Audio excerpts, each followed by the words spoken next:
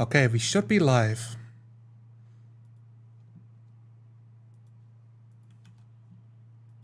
Yes, we are live. Okay. Okay, good. So, nice. Yeah, hello to everyone who is watching. So today we are with the Digital Dude and Zonalar and myself. We will try to for the CBR plus PNK, like the Forged in the Dark game.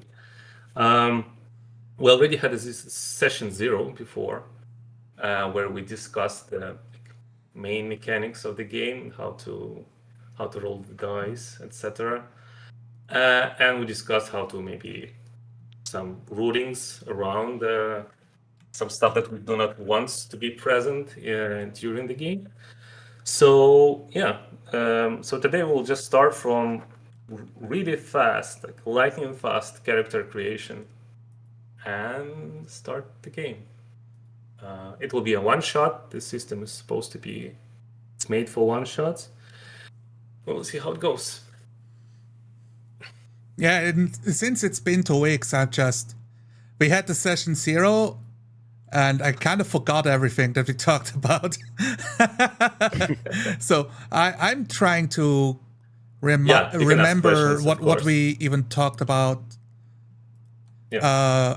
I have my notes from the session 0, so I've wrote down a goal, the location, a couple of house rules, like when rolling a glitch die, we decide that like only 1, 2, 3 has an unresistable consequence, so that when you roll a 4 and a 5, nothing happens.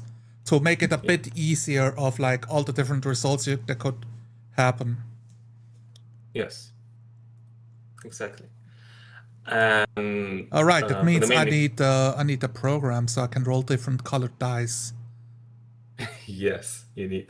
And for the main roll, we are rolling the approach, like it's a kind of attribute, and the skill. So we have a pool of dice, and then we roll it, and we are looking for the highest die there. 6 is success, 4 and 5 success with the consequence, and 1, 2, 3 is a failure with the consequence. We also agreed that most of the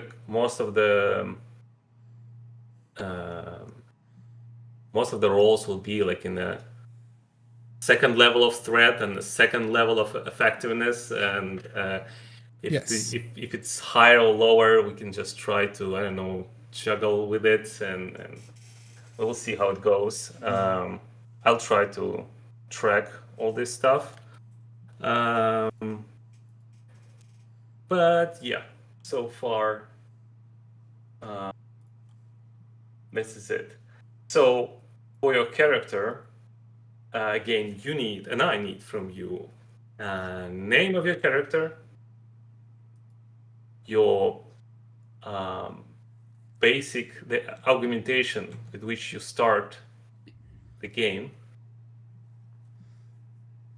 and then we will choose, and then you choose your favorite approaches and your skills later on. So let's decide these 2 things first: your name, your augmentation, and then we'll go to the second part.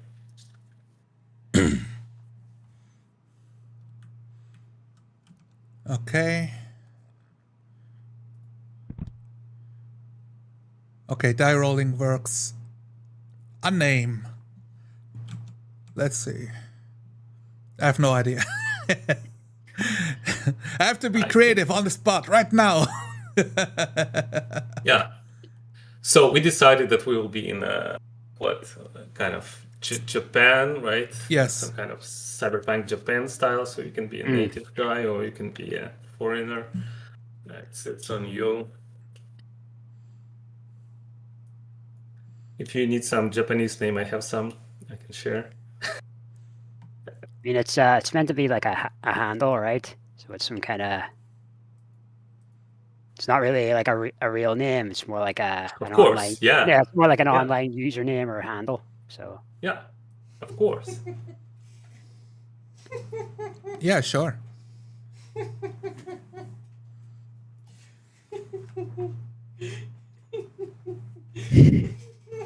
I'm not sure how much of my wife's getting picked up by the microphone. But she can't stop giggling. We can hear her laughing, yes. Yeah. Sounds like a witch cackling while brewing a potion. Yes, pretty much. And she's just looking at memes on her phone, and it's like we live in a tiny space, so there's not. That's fair enough. It's okay. As I recall, like the towel gives you a like +2 to the 4D. It becomes 6D immediately. Okay, so we can if you don't have anything about like your like nickname or whatever, we can just skip this part and just think about your augmentation, the basic one that you start with. I'm gonna look at a couple of examples since they list some of them, right? So yes, I can even show them to you if you want. Because some of them that are listed are like firmer vision, wide reflexes, augmented strength, or produce and conceal a specific compact asset like chemicals, a blade, nanobots. Can be combined with a push. Where is it? I had a really cool... Oh, those are like when you use the augmentation to like get a desired effect. Okay. So theoretically, it can be like anything, almost anything you can you can come up with. It can be like something from the computer game Cyberpunk 2077 or from anime Cyberpunk stuff. I had a really good like picture of the where is it? With examples of these augmentations, but I cannot find them right now. That's weird. You see, wait. Oh, I found something. I think I can show it to you. So let me show this. I'll show you this.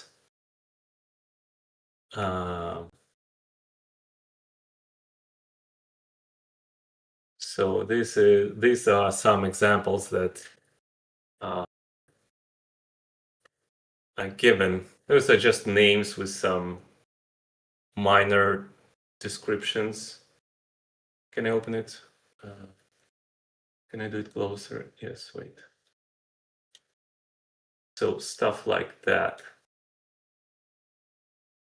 Subdermal plates, twitch plates, neural link,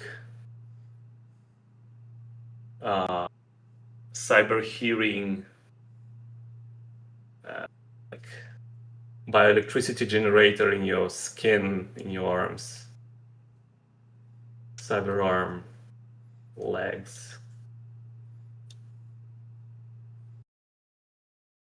exogland. Cool. I think I like the. Usually I go with the more basic stuff, so I think I go with the cyber legs. That they've been replaced completely at this point with cybernetic legs, and what they do, we will find out. So yeah, we'll find out. Are they a weapon? Can I jump higher? Can I land better? Do I just fly like a rocket? Who knows? They're cyber legs. Yeah. Okay. Do you still need my screen to look at the stuff? Digital dude? You can post it as a screenshot as well. Oh yes, you're right. Because if you open up a window, it doesn't show Digital Dude on camera anymore. It replaces his position on the camera order. Okay. So nobody can see it. To the chat. Thanks. Okay. Wait. Oh. I'll send the file, pictures, screenshots. MS is saying the green towel is his favorite reoccurring character Yeah. Yes. Yes. I just have really wet hair. I don't want to ruin my headphones. Okay, I will just remind you that besides the argumentation that you start the game with, you always can use your mark stress and declare a flashback that you installed something else that is appropriate for this situation that no one knows about yet. So that's not the only argumentation that you can have. Okay.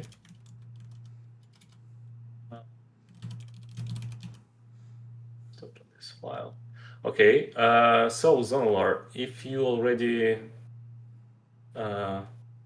chose your argumentation, what about approaches? So you need to choose the approach that you like, your favorite one. You have 2 dice there, 2 approaches that have only one die in each, and one approach that you usually not preferring to use, that it doesn't have any dice there. So usually if you roll only this approach without any skills, you will roll 2 dice and choose the lowest. So 2-1-1-0, right? Yes. Okay. I think I'm going I'm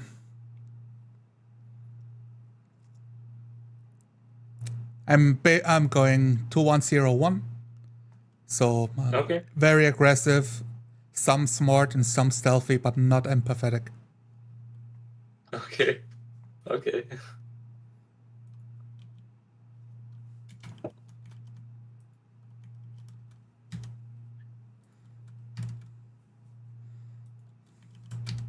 So if you chose it already, so then you need to choose your skills, expertise. And as I recall, you have 8 dots, 8 dice that you can spend on those. Yeah. And we are ignoring a tune because of the setting. That we are not doing anything with artifacts or spirits right now. Yes. Okay. Yes. I agree that we have some kind of a tunish stuff in the setting, but it's not widespread. So. Right.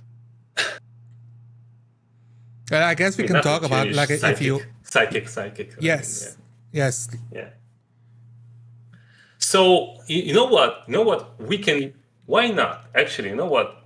If you want to be a little bit psycho in some way, why not? I don't think it will be a grandeur, some huge, great thing, but just as you wish. I will be okay with that.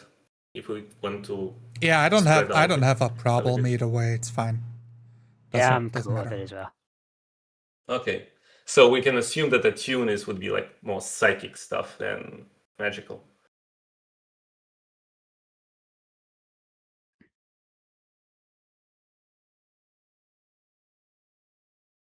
I'm just writing down all the possible skills for my character sheet. So yeah.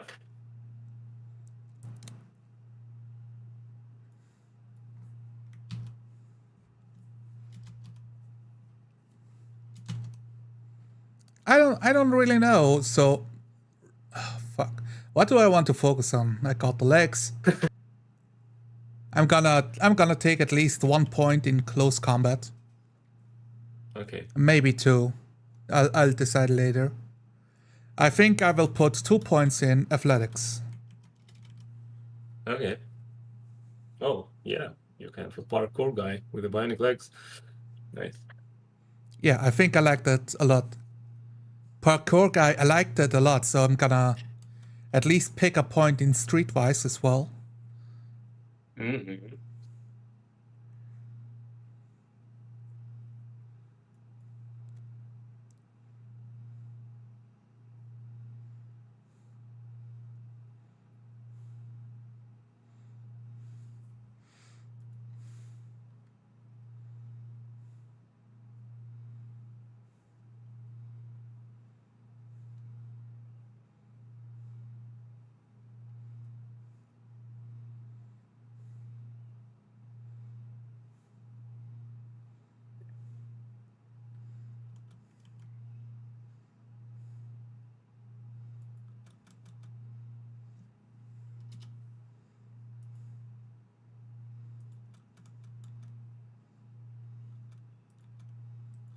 Dave, what about you? What about did you choose your augmentation? That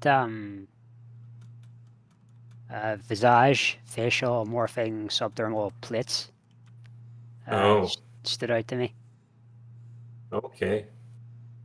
So armor plates, right? Subdermal armor plates?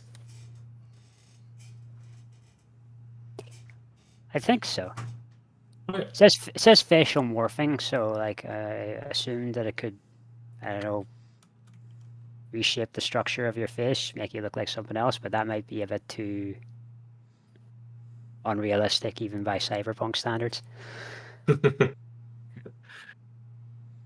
Yeah, maybe the camouflage, and actually the one of the items I think that you have is a kind of like camouflage kind of projection or whatever device. Yes, I think it could do this work of like mimicking someone's appearance better. Okay. But okay, I got my point spread, so I'm gonna letting you know.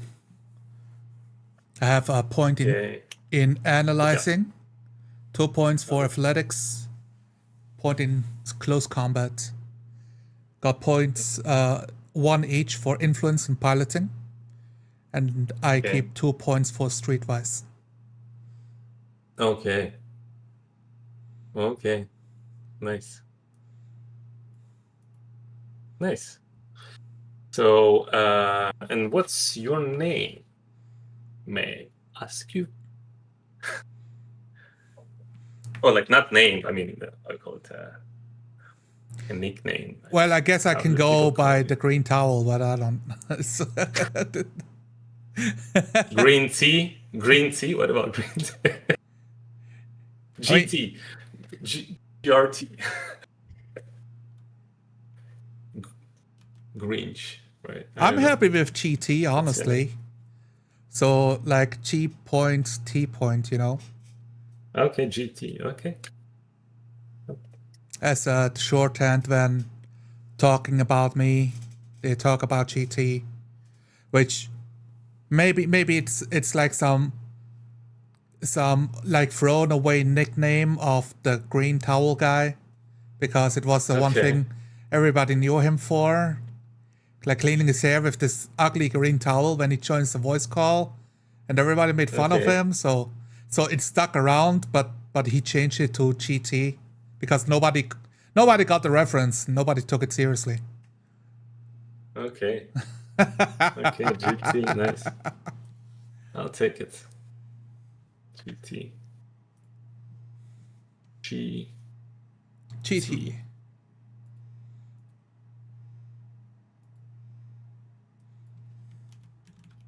Next. Okay. I think remind me, Zolar, while Dave is choosing his skills and approaches. What did we decide with this angle roll at the end of the game? My angle was to make them pay. Yeah. I mean, this roll at the end, the system offers. Do you remember the system offers kind of to roll and fast forward what happened with the character later on, like with your approach. I think when we talked about it, we came to the conclusion it's kind of weird to shoehorn in an ending. So I would just say, like, we end with the conclusion of the run.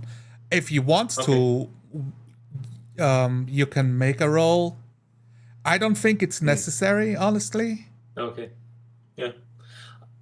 Well, usually a one shot, right, wants to be concluded at the end of the session. Yes. That's why the roll is there to, like, okay, what actually happens after everything that has been role played. Like, for me as a player, I don't need that. So I would refer to you and Dave, what you guys want. Yeah, I'm okay without this like end roll too. I just would say that if your characters will survive at the end, I will be totally okay with the idea that you narrate a short thing what happened with your character after the job. If you will survive, that's without the roll, it will be like but when we reach the end, go ahead to like drop like as months pass, describe Yeah. what happened with your character, Yeah. and we can do that. Cool. Nice. Okay, Dave, what's with your? Are you ready? Nearly just completing my skills. Okay, cool. Cool. What's a cool word for cyberlegs?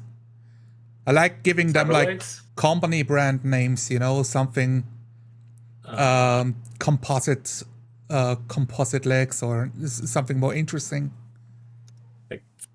Like how you call them? Cicades? Like, you know, this jumpy Okay. insect. Cyberdyne composite legs 200.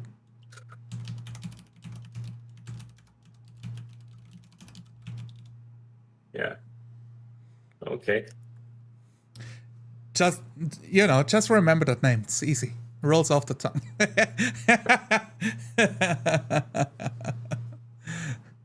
Let's check again. Just I want to make sure that the music is working. I'll just turn it on for a second. Go ahead. All right. We have it right. So, chat, you tell me, can you hear the music and how does it sound in comparison to when we talk? Yep.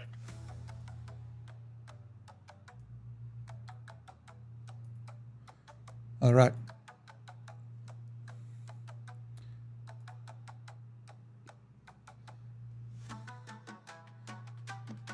I'm turning the music up a little bit just to see of how it sounds compared to when I talk for the people at home.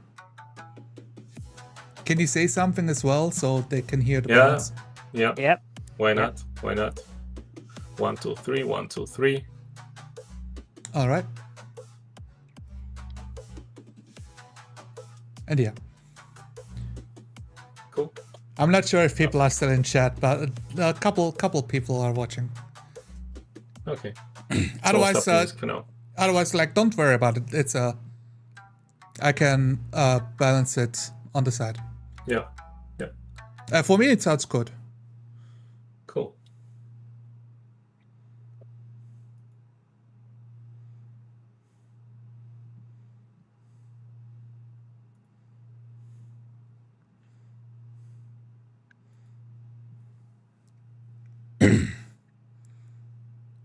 All right. So when we roll dice, man, I'm trying to do.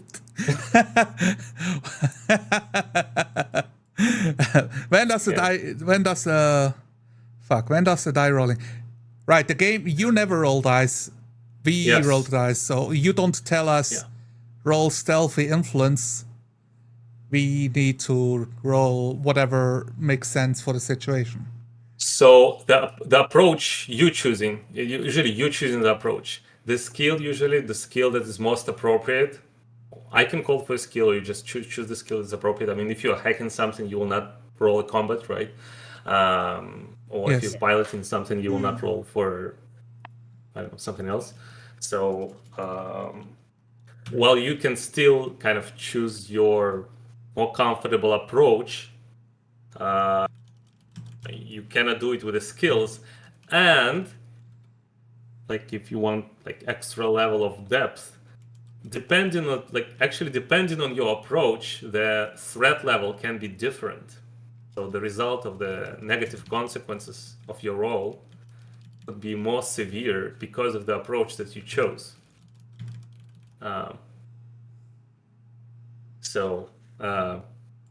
Although we will not say I'm aggressively coding or hacking, right? Probably, but if you narrate it in a way that is like more dangerous, the probable consequence of the failure will be more severe. Yeah.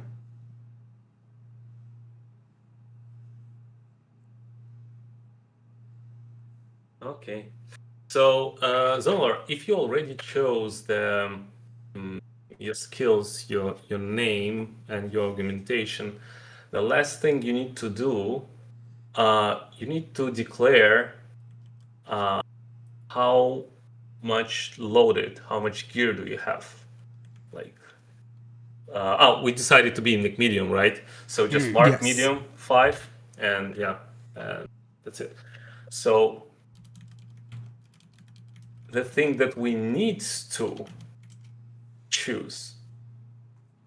We can again ignore it or just choose it, because at the beginning of each run, like each one shot, each story, the runner usually chose what kind of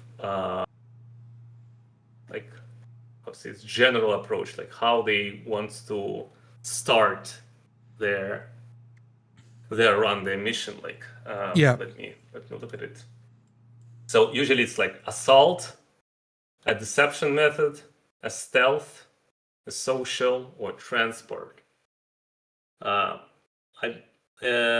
If it helps, we can use it. If it just we can just put it aside and just start the game as just usual, any other usual game.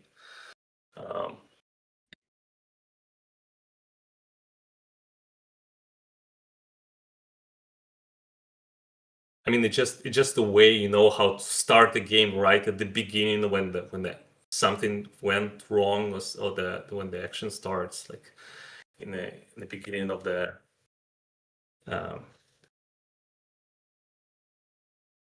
not chaos, but something that goes sideways. But I think it's just for inspiration. Yeah, I'm trying to think of like since we talked about like coming up with gear as we play, to like now we mention it. If it costs what, like the flashback points, so if it costs stress, it costs your slots in the gear in your inventory. Each gear costs you amount of the squares that it takes. Right. So you have 5 slots. You can just those are free flashbacks for your inventory. 5 free like inventory flashbacks. They're separate kind of. And it mentions that you like can upgrade gear with flashbacks. So how is that even defined, or is it just it works like this? Imagine that you start shooting someone with a pistol, and he has a subdermal armor, or it's a mecha, and you cannot penetrate this armor. So you're marking, you mark your stress, and actually like take out the special penetration ammo for your revolver and start shooting it like through. Okay. It works like that. So it's really, really, really specific usage of this stuff. Okay. Okay, Dave, are you ready? Okay, cool. So I think I will just take a cup of water. And we can start.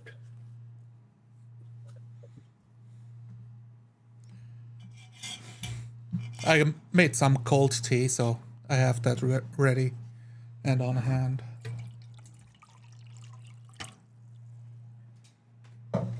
What name did you go with, Dave?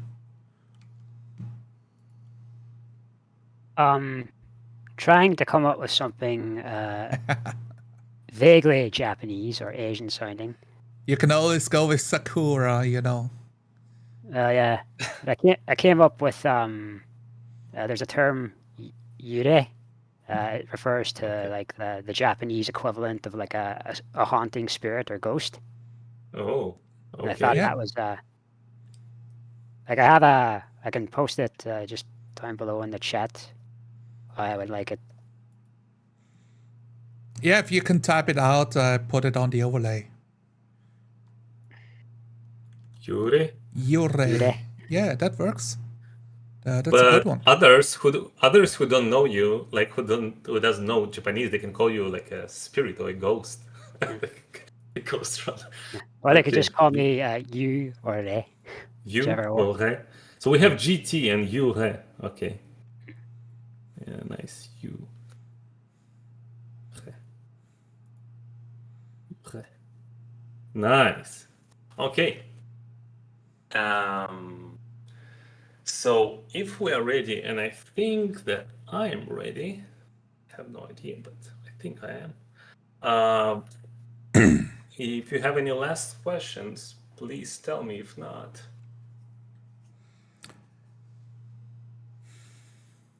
I'm still a bit struggling with how to involve flashbacks, so I hope we will find out, like, by using it this session. Okay, so maybe we can talk real quickly about how, what to use flashbacks for specifically. Since when using so for the people at home, we have stress, and we basically have 7 points. And as we get stressed out, we fill them up.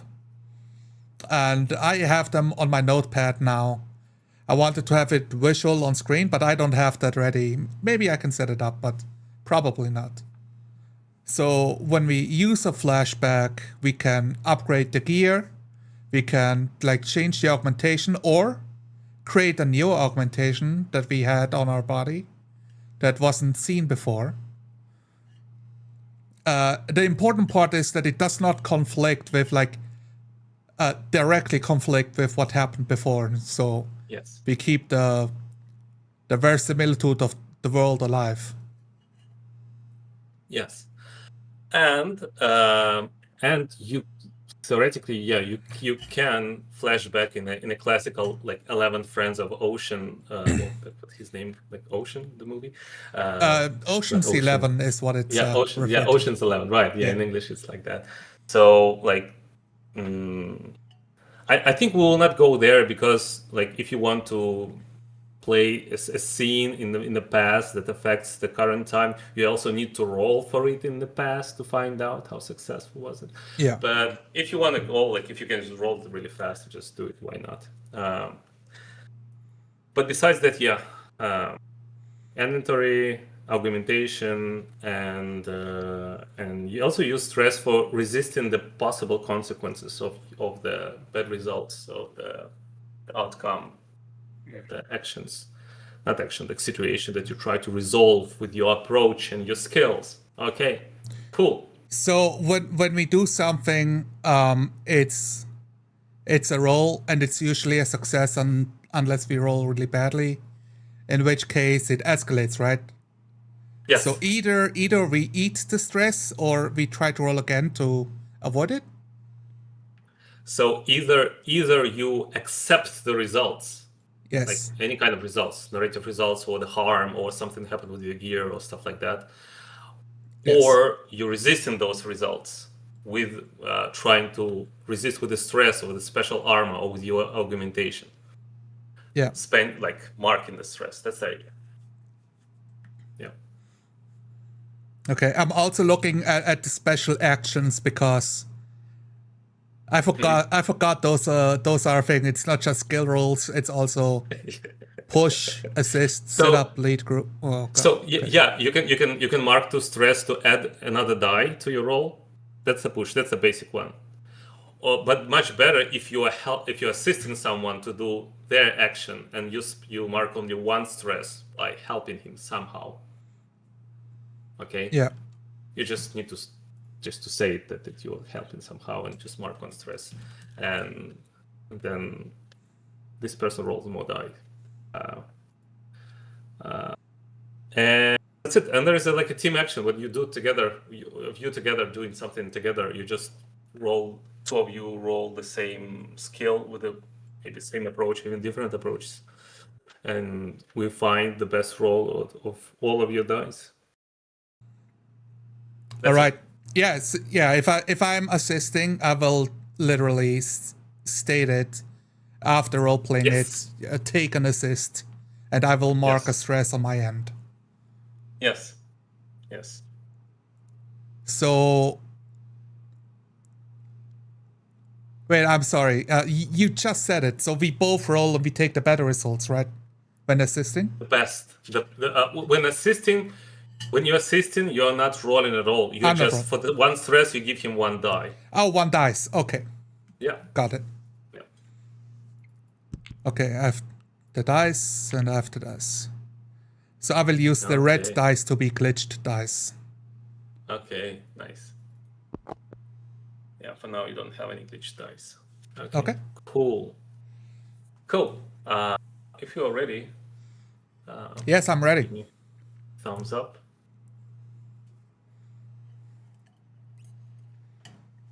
Okay.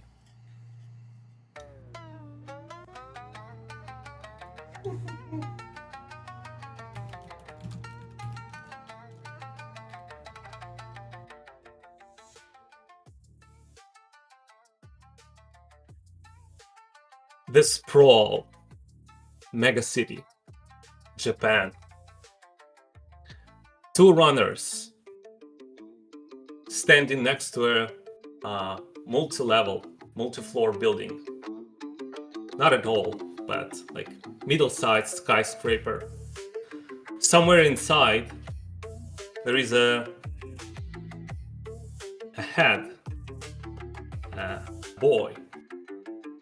a boy that believed have psychic powers. The operator says into your earpieces, "Okay, that's it. You should be there on the top floor. There's a dance floor there. You can see the lights from below. But the main entrance is kind of secure. Maybe you want to check other routes inside. Here on the streets, there is a neon signs, crowds between flooded levels of Sprawl. The chaos of people, smells, repair shops, and street vendors. This building right across the street in dozens of meters.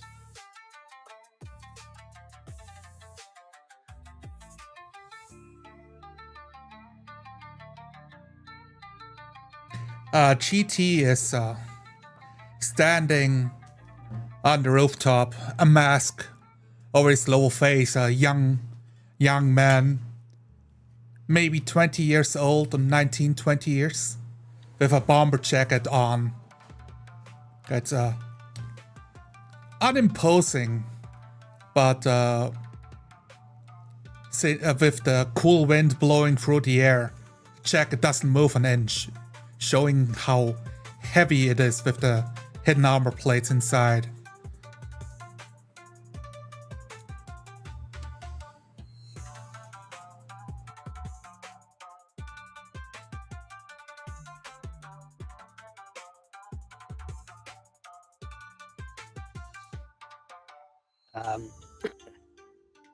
Yurei would be standing somewhat behind GT.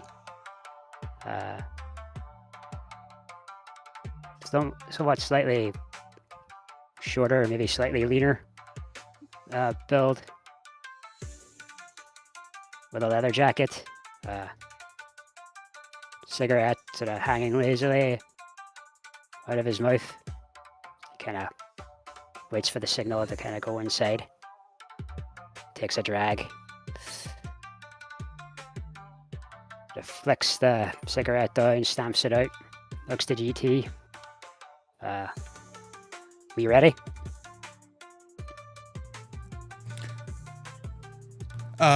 His back towards Yurei.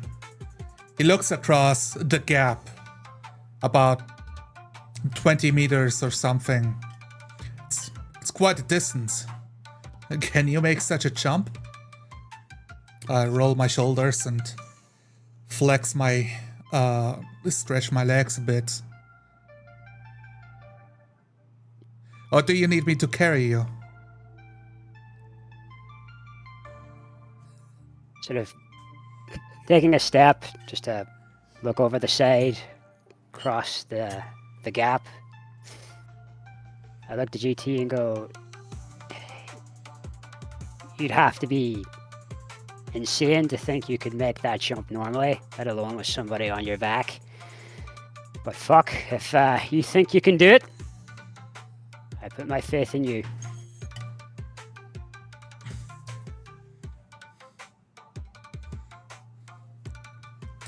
It's the best way to get closer to the boy unnoticed. Nobody looks up. Alright. Did you bring the rope with you? It would help a lot. I can make the jump, but we can also drag you along and tie it up to the other side. On my back is a small backpack, some stuff on the inside.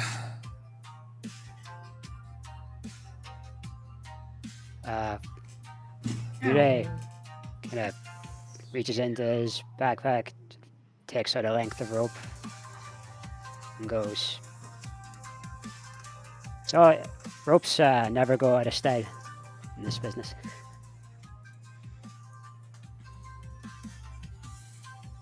I look across the gap again, scout around if any drones are flying above, security drones of the building or patrols, or if I'm in the clear to take the leap. So the only thing here in the air is a big zeppelin, a huge flying boat with a advertisement on top of it. HSS, Peace Through Superior Force. It is Hitchman Strategic Solutions, one of the military corporation, just flying above, shining with a projecting light below streets, usual thing. I press against a giant thermal unit, exhausting hot air from inside the building as one of the big beams of light shine past us from the Zeppelin. As the light passes on, I push my head forward again. Okay, the coast is clear. Time to roll. I grab the end of the rope and let the coil itself on the ground as I take a runner's start and skip 10 meters across the roof. My legs grab onto the edge of the roof, and a whirring sound can be heard as my legs expand outward for a second with a sonic with a booming noise propelling me forward over the gap, slowly flying towards the edge to the other side, hoping to make the distance.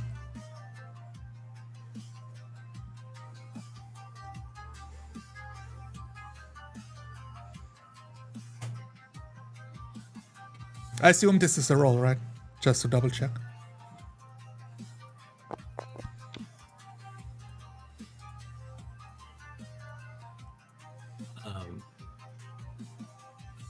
Fly across this gap, covering all the distance with this humming sound of the wind in your ears, just jumping across all this edge and flying right into the one of the opening space, not on the tallest floor, of course, but in the middle, somewhere in the middle of this tall building.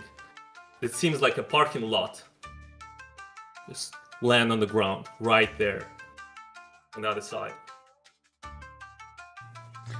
I'm running a good 5 meters, catching myself to slow down and then slide across the flooring. I duck behind incredibly well-tuned car and tie the rope to the side of the wheel, tying knots. And pull out a small flashlight and light it across the gap to the other side. Click, click, click. I'll take the end of rope that's left on my side, sort of tie it, secure it to some railing, then methodically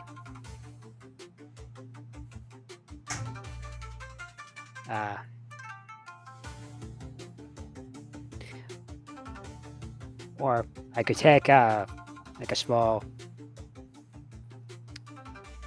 pistol instead of like, you know, maybe hold it over the rope and zip line down to the other side.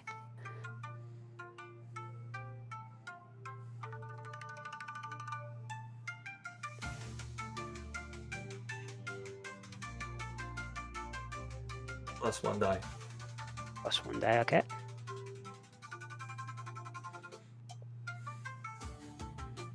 Standing on the edge of the building, watching him zip across, reaching a hand out to help him as soon as he comes close enough. That's a 6. That's a success. Go ahead. Sort of zip lining down and in, and I sort of let go near the end and sort of land down, maybe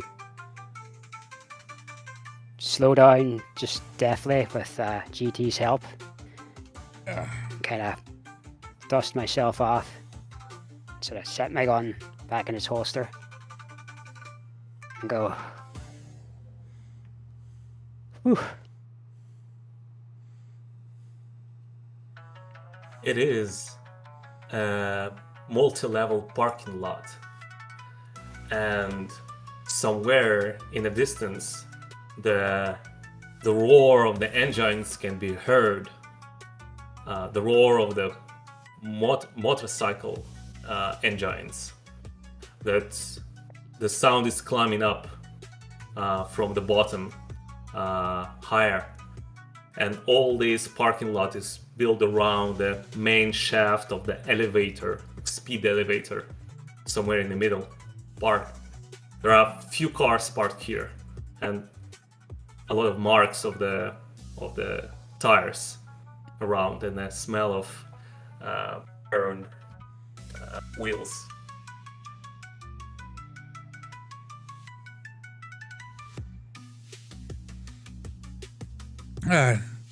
There's certainly a gang raising up this parking lot.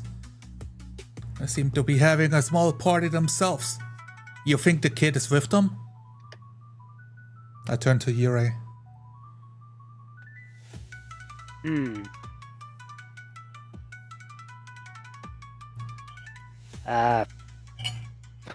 Possibly. He would be around at that age, getting into trouble with gangs.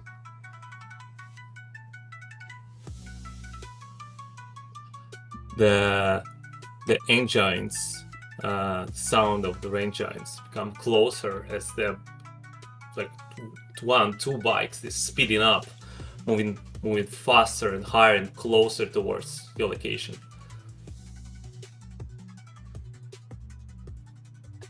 I scan the area for spots to hide in between a couple of tall cars if possible. Squeeze myself between them. I've never seen the kid myself. I don't know how to identify him.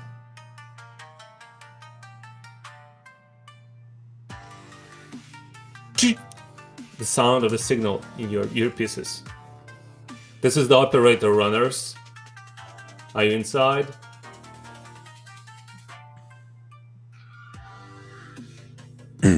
Click back. We are on the 12th floor. Good. There's something happening below. I don't know exactly what, or like. So, if you see a boy, just locate him and tell me immediately where he is. There should be not a lot of boys like him. Like, it's not a place for children. Copy.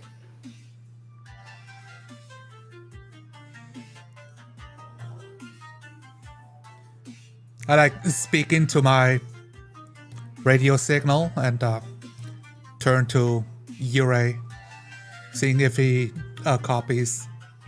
You good? Copy that.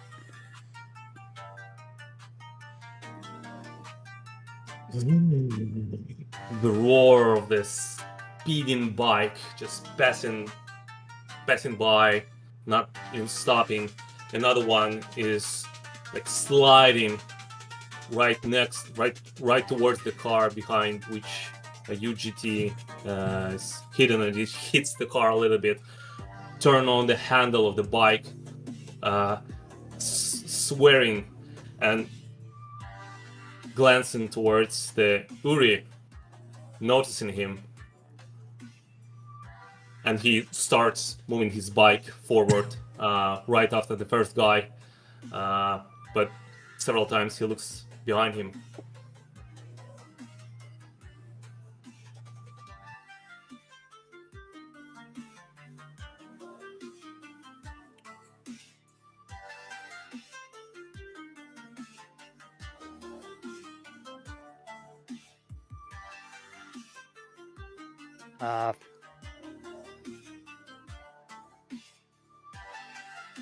Yure.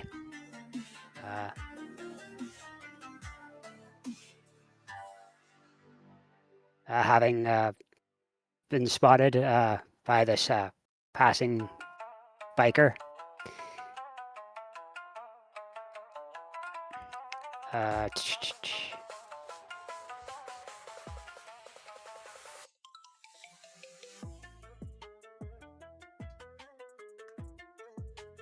GT is cursing under his breath and looks like over the spoiler of the car he's hiding behind, trying to identify if one of the drivers is a head shorter than all the others, analyzing the situation,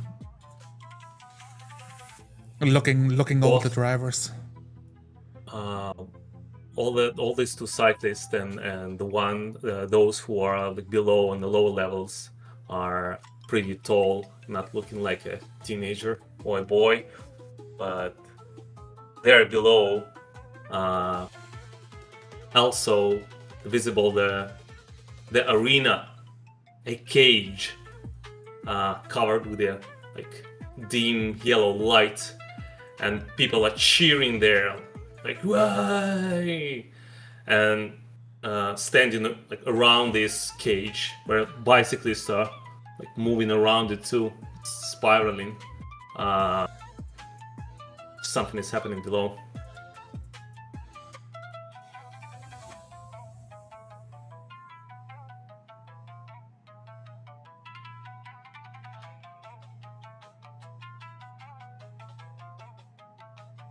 Alright.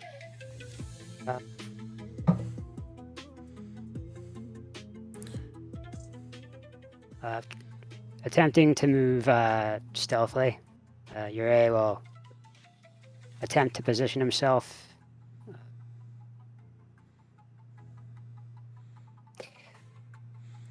I'm screaming into my headpiece, like overtoned by the loud car engines. Yura, you gotta act! They spotted you already! Move! Right. Loud car noise is obviously approaching him at Mach 4. Is going to attempt to move behind a car himself, get out of the line of sight of anybody who may spot him.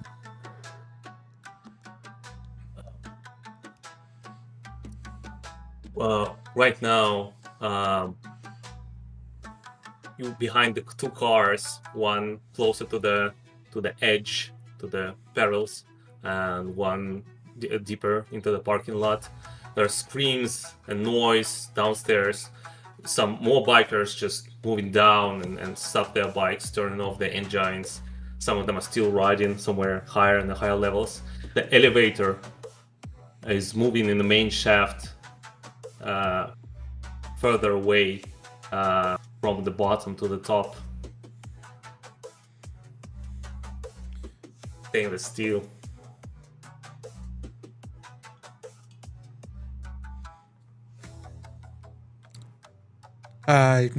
Looking at the situation, I run in between the cars and try to I jump towards one of the bikers driving towards Yurei from the side to across the sky to kick him in the chest and send him off the bike. Looking to grab the handle with my free arm. Ah! Close combat.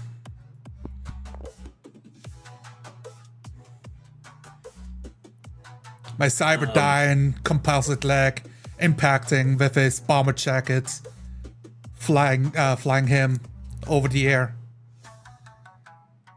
He flies back, and like in a slow mo for you, he hits the edge of the parking lot, and his helmet is leaving his head and start falling down.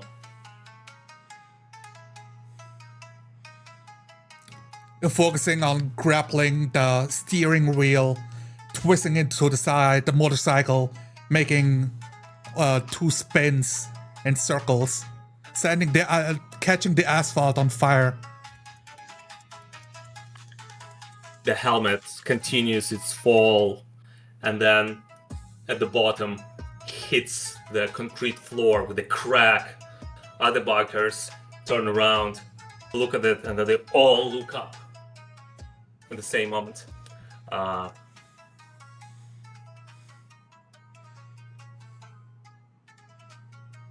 Someone said something screamed something on the bottom, like, "Oh, it was the helmet. Go to the..." Something indistinguishable.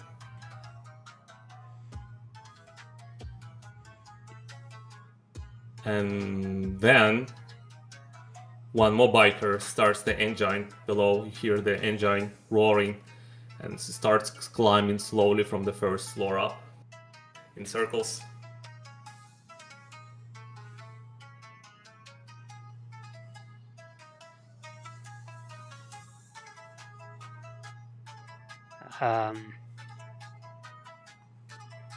Yurei, seeing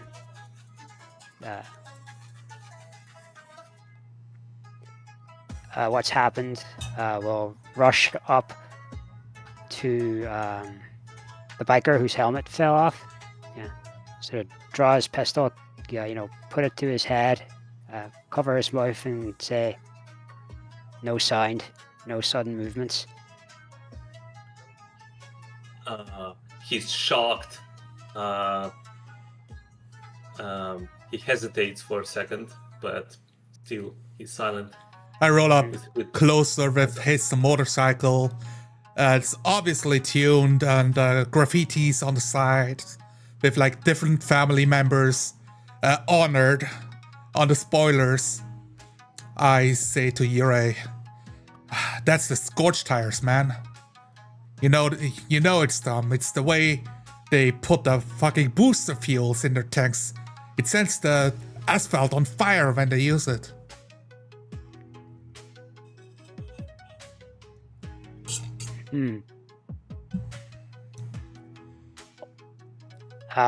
Looking, sort of acknowledging GT's observation, I look back to this guy, our captive. They're looking for someone, a kid. He might be among your ranks. Ring any bells? And don't fuck with us, I kick him.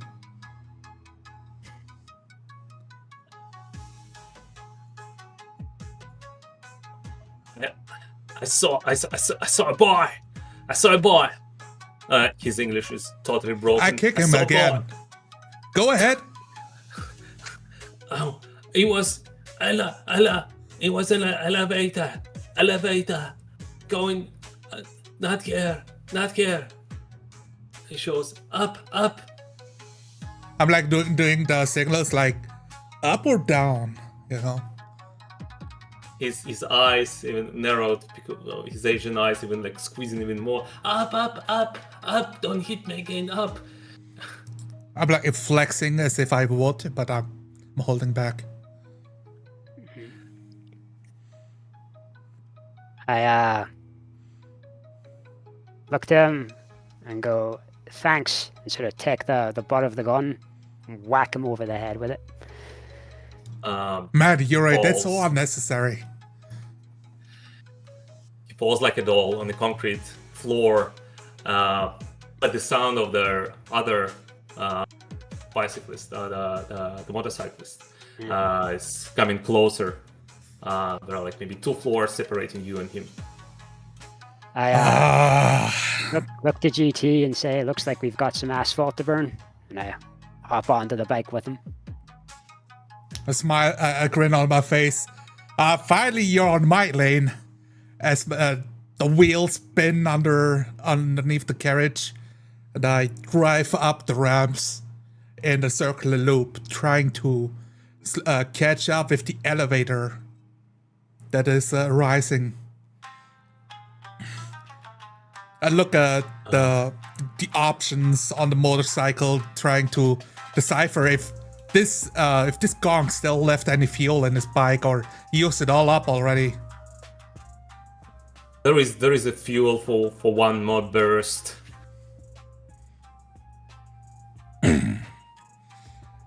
Like cursing in Japanese. So it's gotta be a tight window to catch up with the elevator. It's like screeching asphalt every 90-degree angle. I need to take, like lifting off from ramp to flat levels, catching the corners just in time. He's being a decent rider, but not his specialty. Roll. Roll? Okay.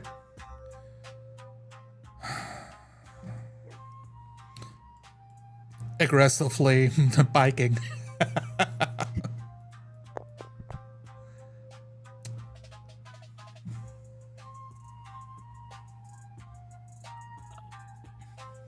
The other motorcycler, the rider, is far behind you.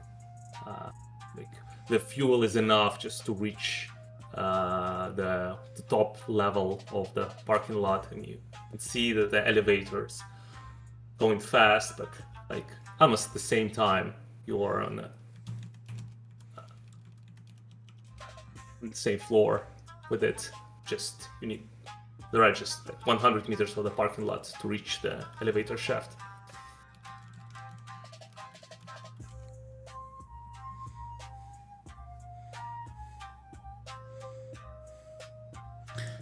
Well, you're the man with the plan, Yurei. Help me out of here. I'm getting us up here.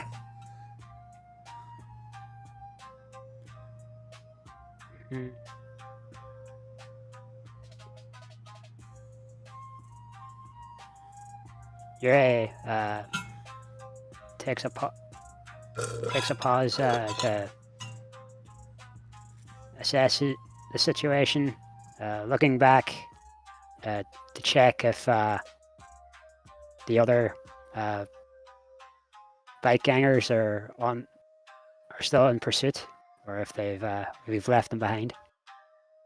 There are noises of the like engine like burping and coughing somewhere on the like 3 floors below. Like shit, someone swears in English with a Japanese accent. Stupid stuff, and it kicks it, and then the sound of the person's steps just running on the concrete floor somewhere below.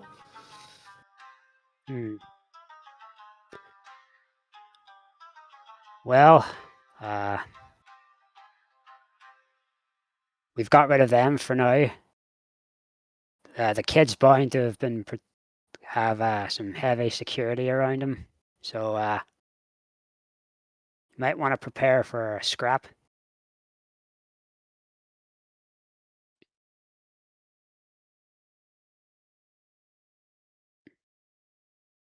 You want to go in hot?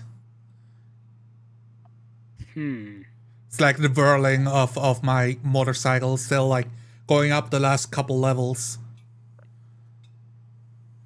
I'd like to avoid more heat if we can, but plans have a way of going tits up in this business, so we'll have to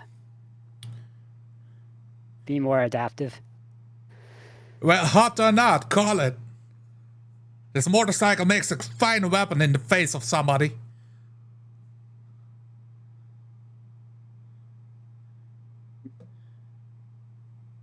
The sound of the steel doors of the elevator opening and closing, and another like hatch door somewhere behind the shaft opens as other sounds can be heard.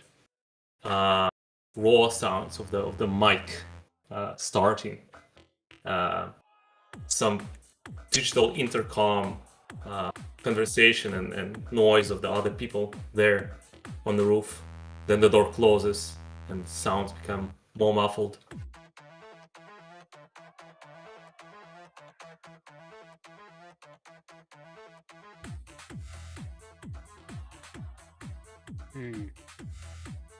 I slow down the motorcycle until it comes to a stop.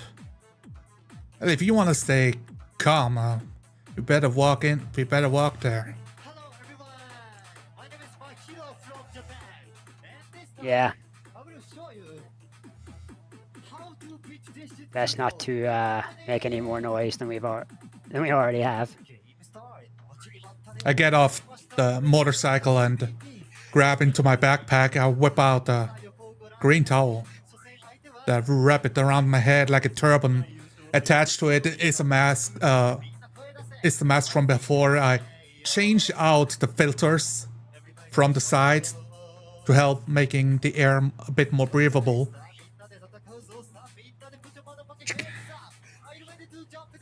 Put a pair of like almost like desert glasses over my eyeballs. Somewhere in the closest distance from you is on the left the elevator shaft with that shows the floor 21, and then the just big concrete empty space with a few columns and a small staircase leading to another metal door going like higher to the roof. On this door you can see the code lock, and one big person in a leather jacket stands there with his hands on his chest.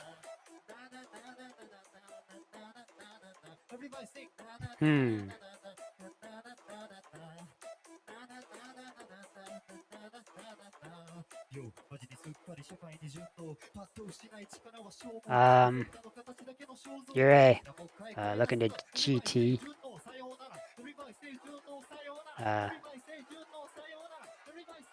If you could distract our friend in front of the door there, I could get to that keypad, maybe hack it, get it open. Distract how? I'm not a slut.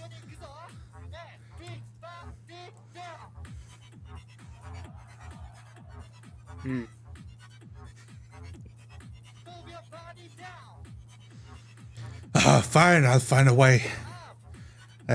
Walk across space, getting closer to the guy in the jacket, striding towards him.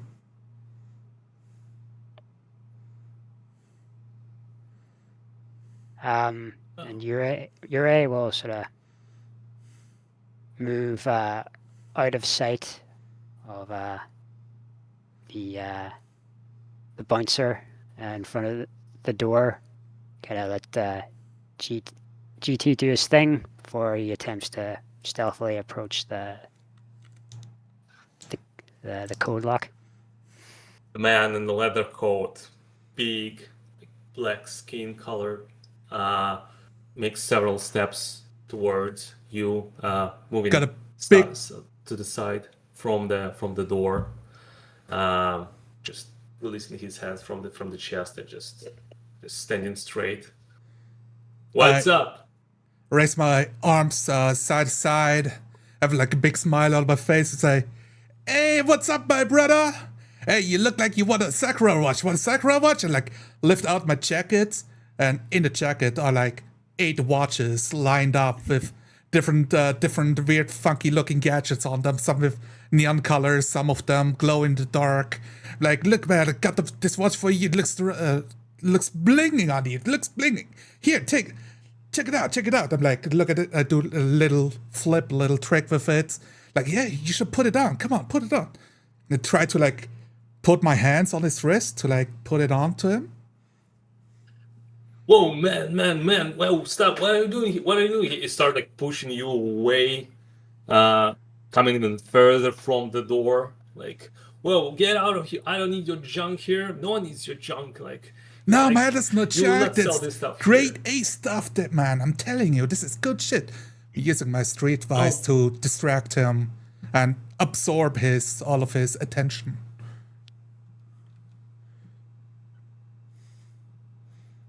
Aggressively so.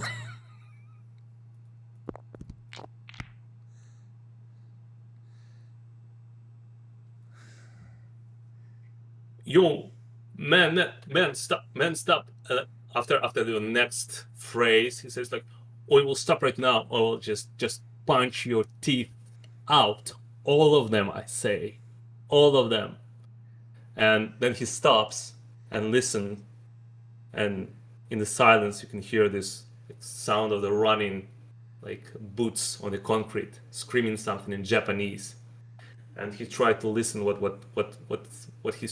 that guy trying to say there, the rider below, on the level below. I raise my hands up and take a step back, and I keep on talking, hearing like the crackling of his headset, just like, yo, whoa, man, no need to get aggressive, man. I'm just here making a buck like everybody else, you know, just trying to add more noise to the signal so he doesn't get his message. Uri? Seeing GT begin his distraction, Yurei will move stealthily towards the code lock. When he gets there, he will sort of reach into his backpack, bring out some cyberware, sort of connect it via wire to the padlock, and begin, aggressively. Well, I say aggressively, just typing away in an attempt to hack it. Low threat. Roll. Okay.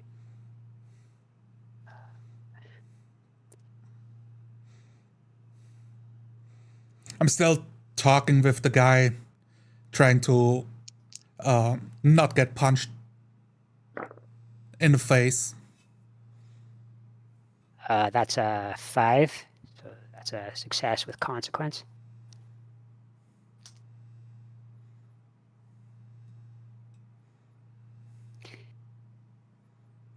So the keypad blinking red several times, and then cheep blinks green.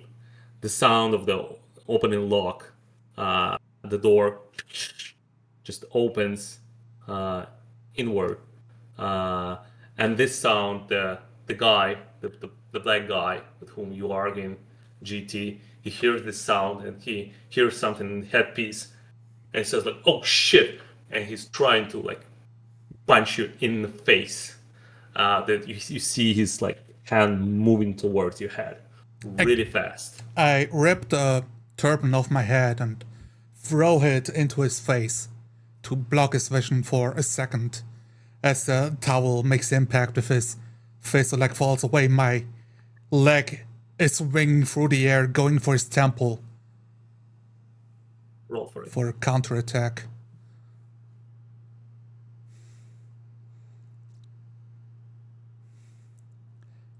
I think I'm using my smarts on this one for the clever feint. A 4. a kick, right?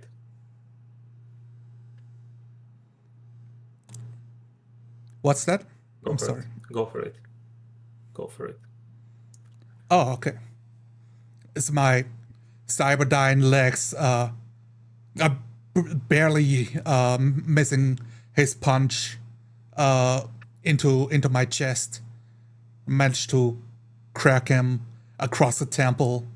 The boost in my leg, sending him spinning and slithering across the floor 5 meters. And while you're lowering down your leg, you see there is a small bend in your augmentation foot, and this small bend is start crackling with the electric light. Ah, God, not another fucking jarhead. And this electric impulse slowly grows up higher on your left leg,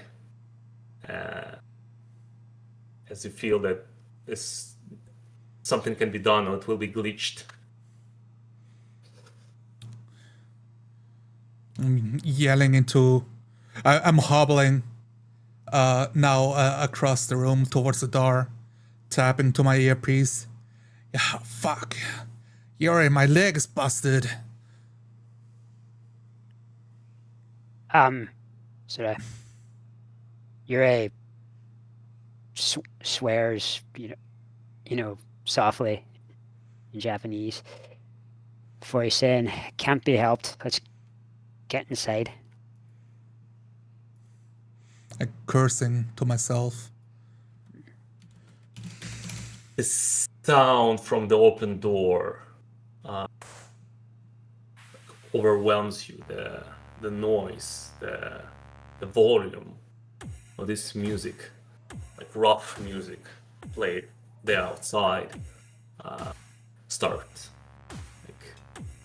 going inside this whole parking lot and echoing in the walls, while you still can hear the footsteps of the swearing Japanese person that slowly but steadily reaches your floor on the other side of the parking lot and still running towards the shaft of the elevator.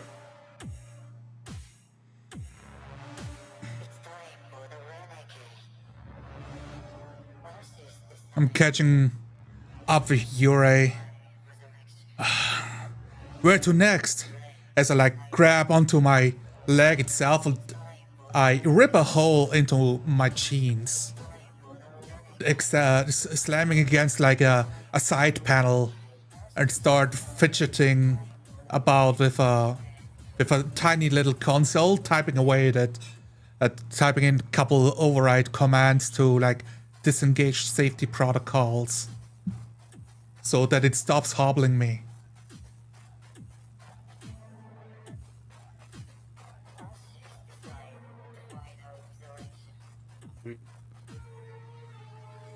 Looking to GT. I'm cursing under my breath, working on my leg. Jeez, I could really use a hacker right about now.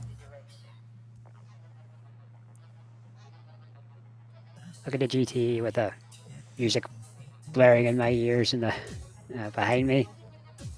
I'll say, well, the kid should be in here somewhere, hopefully. All we have to do is locate him and get out.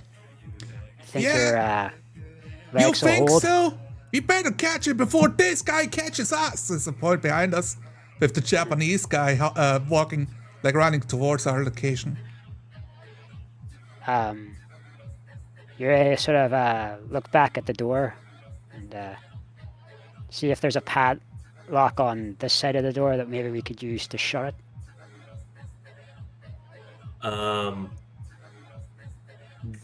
There is a lock from the outside, but it's a different lock. And on the other side, what actually is visible are many people, dozens, maybe more, dancing with this music on the roof of the building.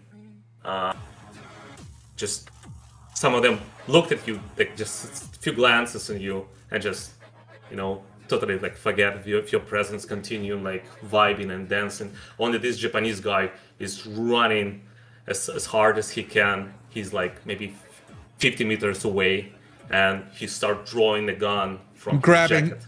the door to like pull it close and lock it, just close it shut so that he has to type in the code again to get inside. The door shuts. It's sealed. Here, the smell of the alcohol and some like fume drugs and strong blows of the wind. This roof surrounded only with a just glass barrier around it, and also it has a second floor, and you can see it because it's just floating people in the ice water with a neural link connected to their heads and headsets on their eyes, just on the glass, like sitting above you. But here it's a bar and a dance floor, people just vibing, not even looking at you seriously.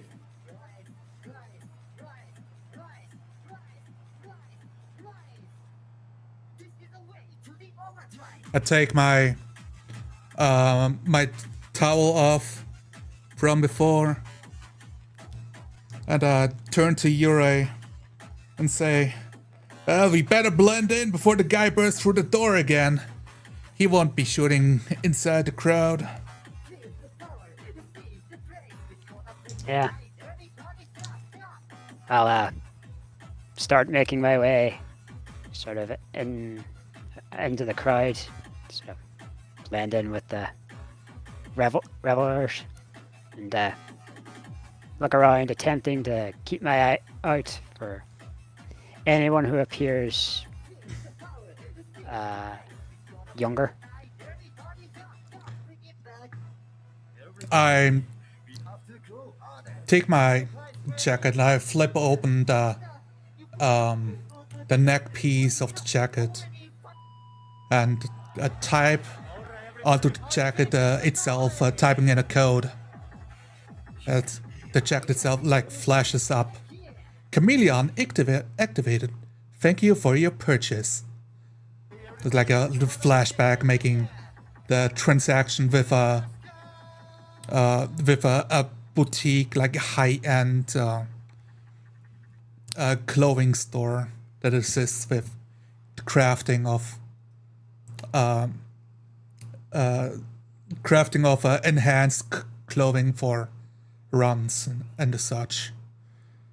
Changing the color, the outfit completely, lengthening the coat itself to cover down to the knees, changing the cut itself.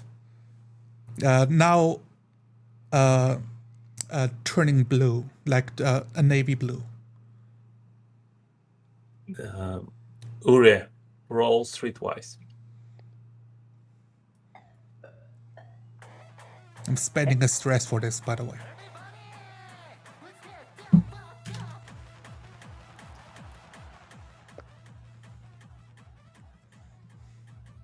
That's a 3, so that would be a failure, I think. Yeah. While GT doing this, buying, purchasing your new stuff, Ure, walking around,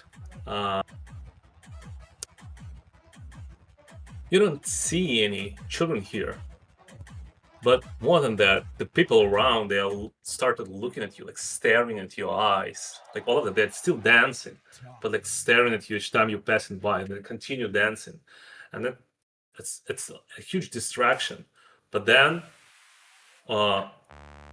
something hits you.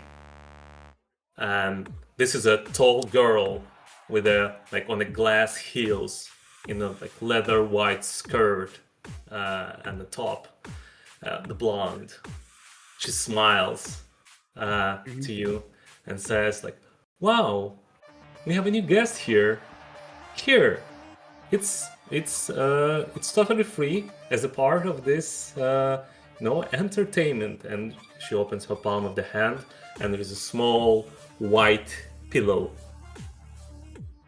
And he gives you also the glass of some kind of alcohol. Please.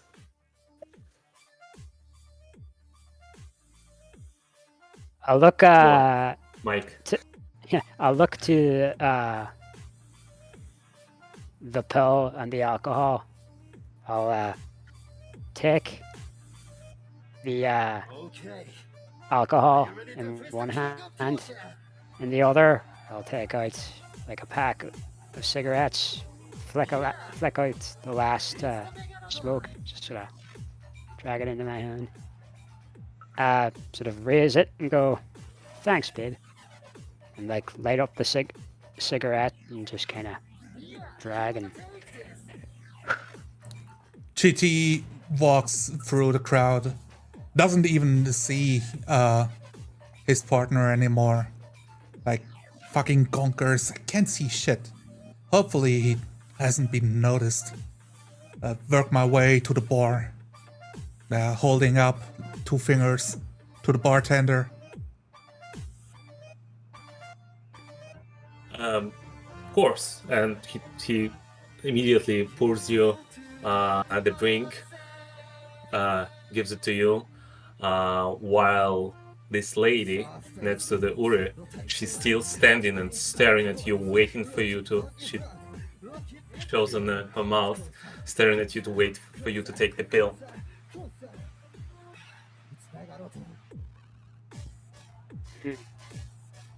I'll sort of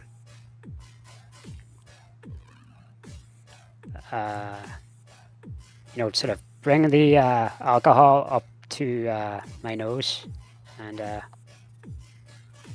with my enhanced sense system, kind of enhance my sense of smell, give it a sniff, make sure that it is in fact just alcohol. There might not be anything extra inside.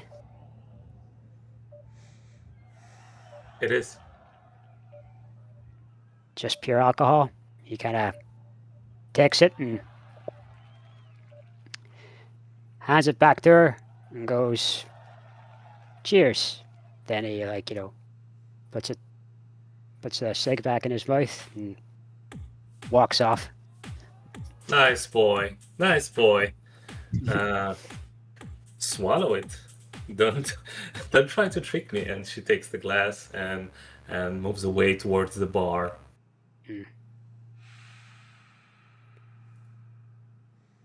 Yuri sort of takes a moment to kind of breathe a sigh of hopefully blended in correctly before he goes back to kind of searching for our target.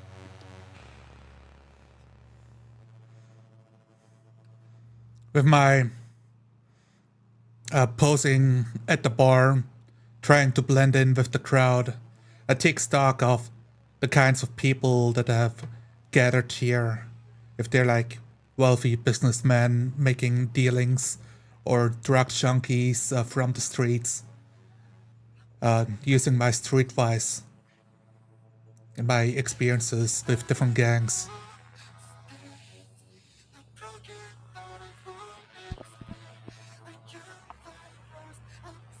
A 5.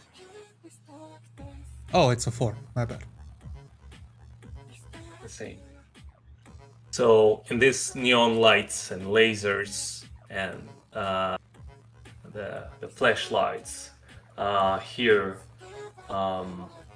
it's obvious that most of the people here are some corporate people and mercs, but 1/3 at least of them just punks, maybe previous runners. They have enough money to be here, but nothing super fancy.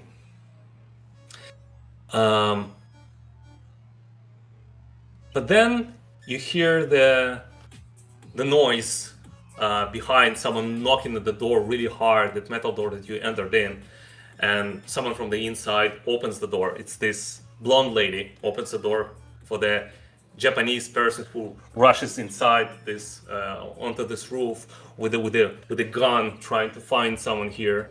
She tries to calm him down with a gesture, but he's continuing like saying something and trying to find someone, and he starts walking across the roof.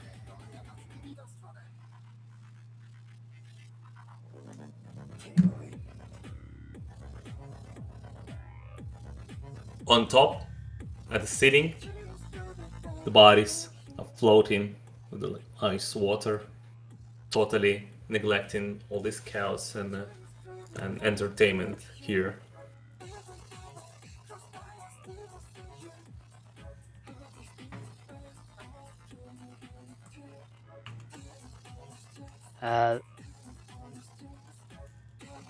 Sort of looking up to the floor above. Yuri will locate maybe the stairs up to that floor. Check to see if they're guarded or not, or being watched, and maybe make his way up there. The staircase is open. There was just like blue lights shining from above, and they go to this pool above where people are just melting in this, not melting actually, but just swimming, floating. And the ice melts in the water around them with all kind of like cables connected to the bodies there. And here, you hear a voice, Uri, that says, a child voice, that tells you, if you look at the pot, is it the clay in the form of the pot, or a pot made of a clay?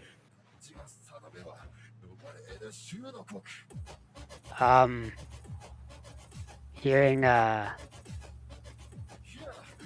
child's voice, I'll get on calm. GT, you copy? I click my comms on and off like a Morse code. Click, click, click, click. I simply, say second floor. I raise my gaze, like right now dancing with a bunch of young girls on the dance floor doing the cha-cha-cha, a big smile on my face. I stop in my track and frown, look up, sky. Like, right, keep going, ladies. There. I'll be right back. Just gotta get another drink, gals. Like squish myself through the crowds for the staircase. The Zeppelin of Hichiman's strategic solution is still close in the air. One of these like projectors scanning goes to the roof, and you can see how you can see on the moment how the bodies of the people are changing there. Like you can see the bones through skin, and it goes through while people still dancing, and it passes nearby.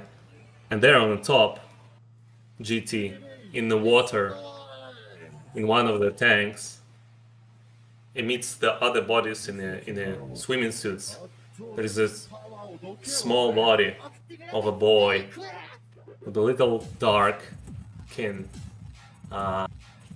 floating with the cables attached to his head and a like headset on his eyes.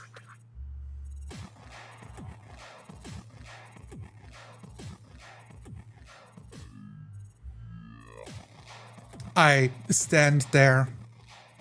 Stop as I finally see him. I stop walking and stand still, my face expressionless.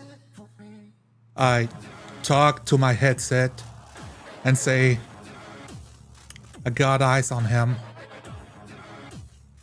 I reach into my jacket and pull out this gigantic chromed Magnum pistol. I reach into the other jacket pulling out a box of bullets and start slowly inserting them one by one. Chemical solution built into each singular bullet. Click, click, click. Uri, you hear this voice again who repeats, "So, is it a pot made of clay or a clay in the form of the pot?"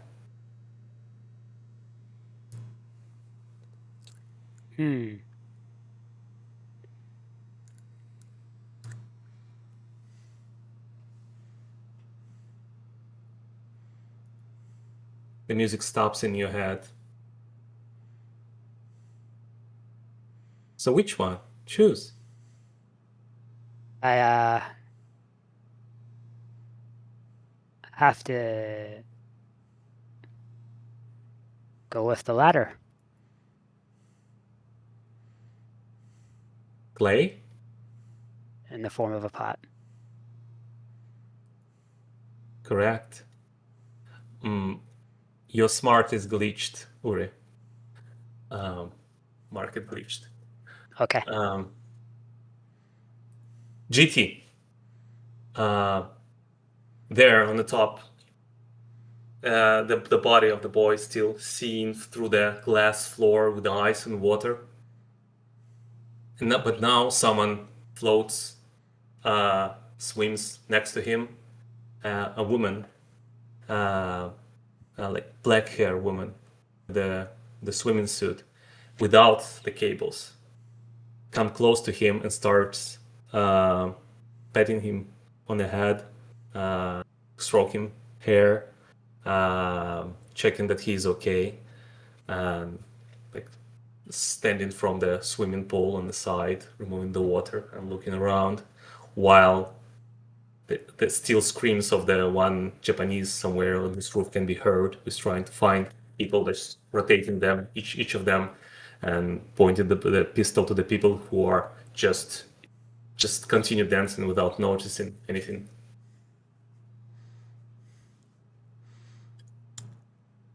I speak into the intercom and say, "I'm ready for the shot. Give the order." I raise my arm like through the masses of the crowd towards the boy, like between arms raising in the air, making waves. My arm sticks out with a pistol in it. Uri, everything that is heard in your head is the voice of the boy asking you a question. Is it the wave consist of the water, or water in the shape of the wave?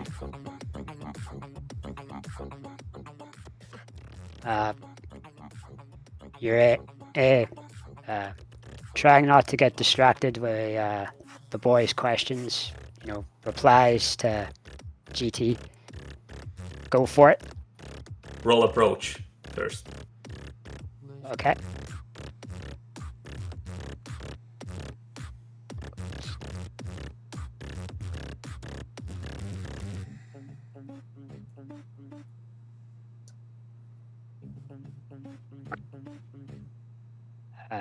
It's a 5 success with consequence. Mark to stress. Okay. GT, you hear the Uri, what he said in the intercom. Speaking to the intercom to my operator, to Laurie, and to myself. This is for ending Hong Kong, bastard. I fire a burst shot. 3 bullets fly through the sky. First one explodes on impact, an explosive round to destroy whatever's in the way. The second and third, a chemical solution to dissolve tissue of human of flesh and bones, aiming for the boy. Bam, bam, bam. Roll.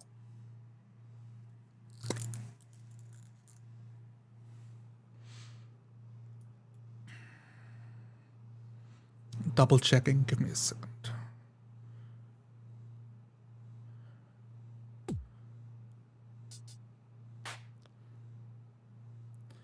Okay. 2 rolls.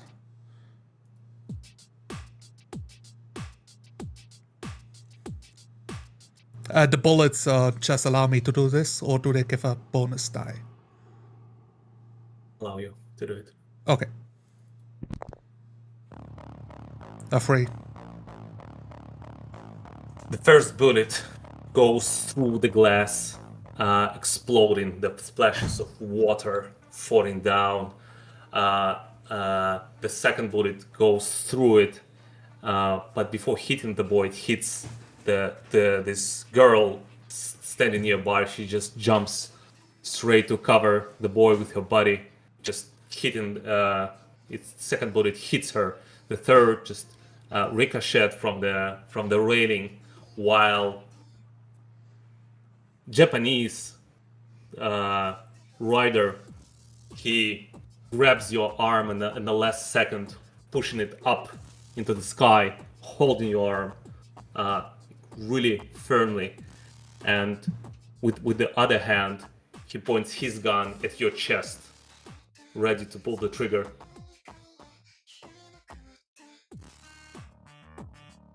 Violently twist to slam his arm away before he can kill me. Roll approach, mark stress accordingly.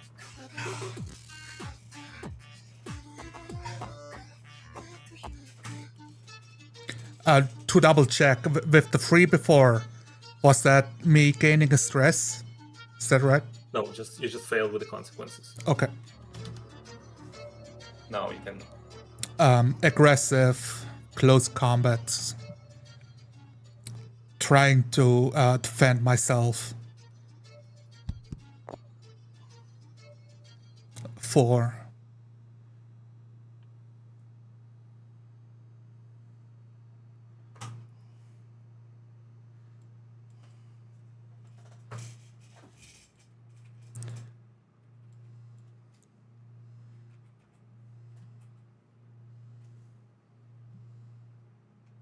Can you hear me?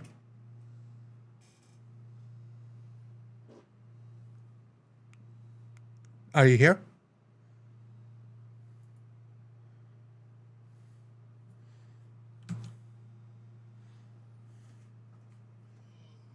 We might have some technical difficulties, guys. Hold on.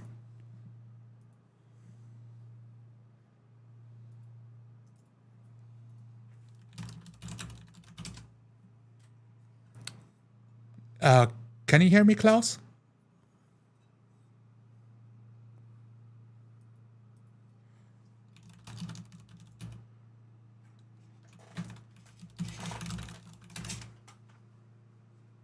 Alright, guys, I'm gonna try to disconnect and reconnect.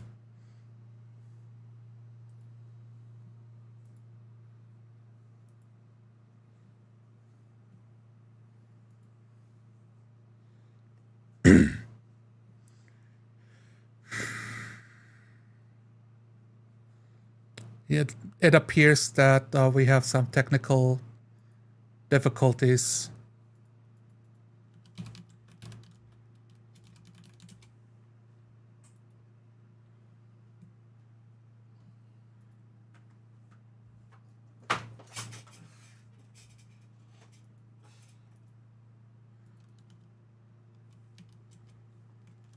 Okay, Discord says we have no route.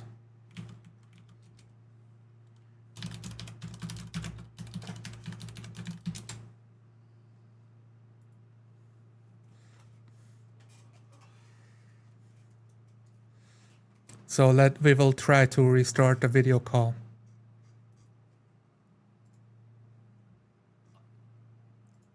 Can you hear me? Yes, we all glitched. Yes, technical difficulties on Discord's end for some reason. So, Okay, Okay. the cameras work. We are back on. So Yeah. I rolled So the dice. I got a 4. I'm not sure what it means to defend myself. it means you mark 2 stress and avoid the consequences of him shooting you. The gun goes off, narrowly dodging the bullet, the armored jacket, taking the brunt of it, leaving some bruising underneath on my body, like taking out some poor dancer on the dance floor. It's like, ah, shit! Uri, the voice in your head repeats, the water in the shape of the wave, or the wave in the shape of the water.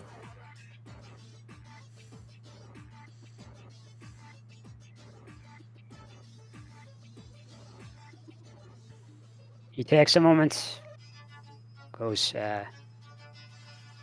be the former. Water in the shape of a wave. Correct. You can go. And while all the sounds of this dance floor starts hitting you back in your ears, and you can all this damage visible of the floor, of the water flooding, and people are starting disconnecting their cables and the headsets, and the boy also removed the headset, looking at you, full of fear, shaking with the cold water coming down, as he says, you shouldn't. I'll draw my own pistol, kind of point it at the other revelers in the pool. Then approaching the boy, kind of goes, well,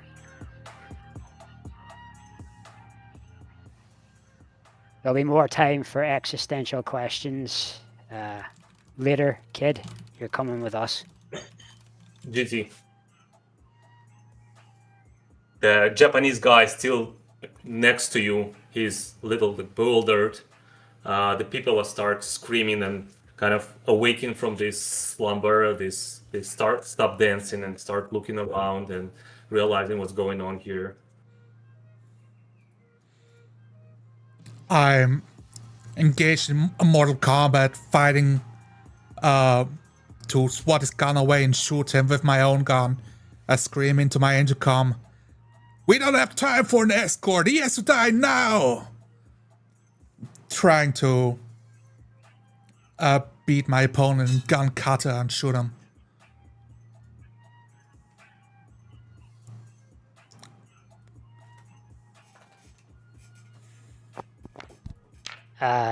Hearing Afraid. Oh, sorry. He's really good in the close combat. It's a jiu-jitsu or something like that. He removes all the gunshots and the hands with his hands. They're really fast, and hits you with the elbow, aiming to your. He tries to hit you, aiming to your jaw, just to break your jaw. I let myself fall backwards to the body to avoid the jaw strike, to hit my back on the floor, and push myself up as my legs whirl and counter him with an uppercut kick using my glitched legs.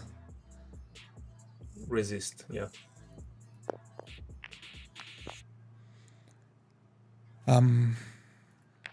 That's the glitch die. That's a 3 on the glitch die. Oh, okay. Go ahead first. Barely missed my shin, cutting parts of my chin beard off with the strike itself. It's so fast it catches some of the beard on fire as my leg knocks his head up to the sky, sending him in an arc into the glass ceiling of the upper floor. And then something else, that electric shock in your back, the power cord going all the way up into the Zeppelin that electrocute you. You got electrocuted, harm 2, -1 die for the rolls. That this Zeppelin starts projecting on his sides like alarm, like, and then the speaker says like, everyone on the roof, keep your positions. You should wait for the group to save you, to recover all the like valuables and all the VIPs, and then see the ropes start shooting from this Zeppelin, like shooting with the metal ends that clench into the concrete floor. Some of them pierce through the legs and arms of the local like dancers, and then stick to the floor. And several people starts like moving across those like lines like you did in the beginning of your job. The boy looks at you, Uri, looks at them and says like, please, don't let them take me, please. I will go with you. I like sort of reach down, grab him, kind of hoist him over one shoulder, keeping the gun pointed at everybody else, sort of before quickly moving down the stairs, kind of run off. I'll call over the intercom. We gotta go now.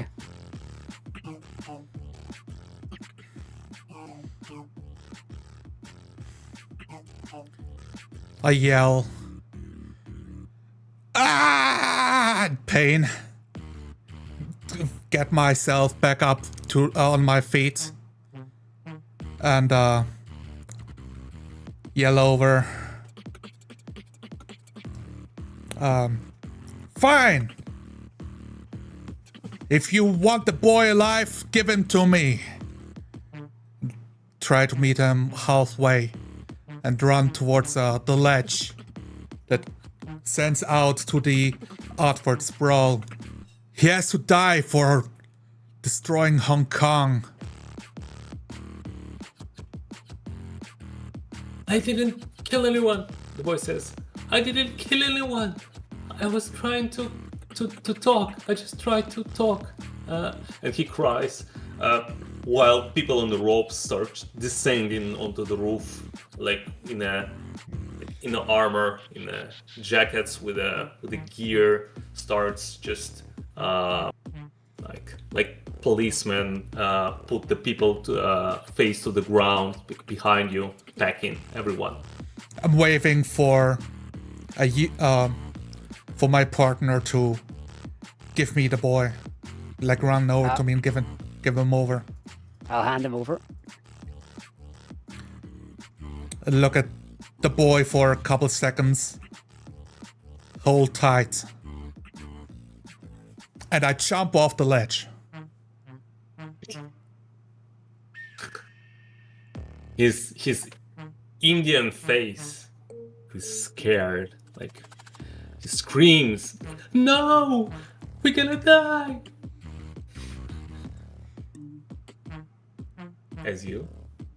As I pull the ripcord on my parachute, the last gear item that I took for this mission, flying through the sky with my goggles on, descending through the clouds, piercing through them, dodging a couple of highway bridges that cut through the 12th and 10th floor and the 8th floor as the parachute rips open and we glide deeper into downtown.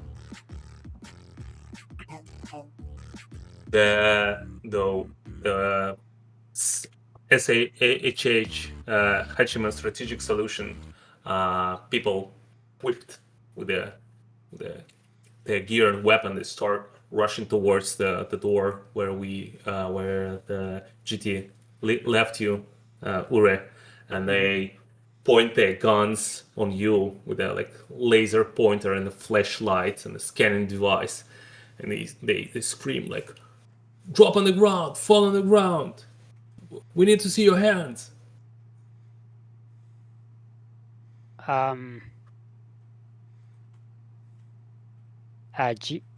Sorry, Yurei, hold up his hands, one open, sort of one with holding something in, holding something.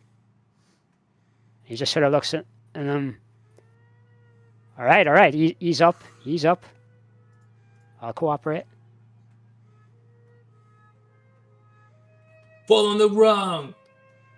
We need to see your hands on the ground, face down. They start like just turning their weapon into the fire mode.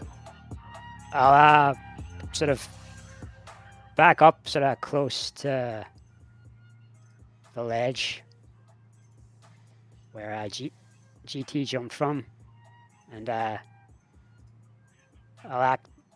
activate an EMP grenade, and then kind of just take it, like throw it at them, in an attempt to kind of catch them off guard before I turn and jump and like activate my parachute. Sort of One similar. roll. Okay.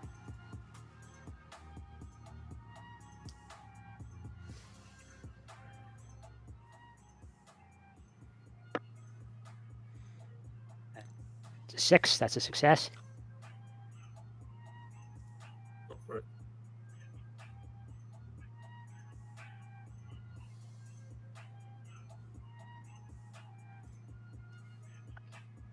So, yeah, go for it. So the EMP grenade kind of flies, and as it like reaches close to them, sort of explodes, causing their electronic weaponry to kind of short circuit and stop working. When they're distracted, I'll turn around, kind of jump off the ledge, and flying down through all the floors, wait a few seconds before activating my parachute, and sort of sailing into the smog of the city.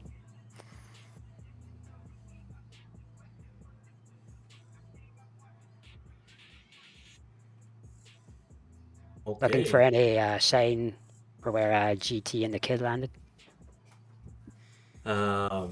You land in the midst of the city, like flooded with people and like junk buildings and skyscrapers and cars and motorcycles.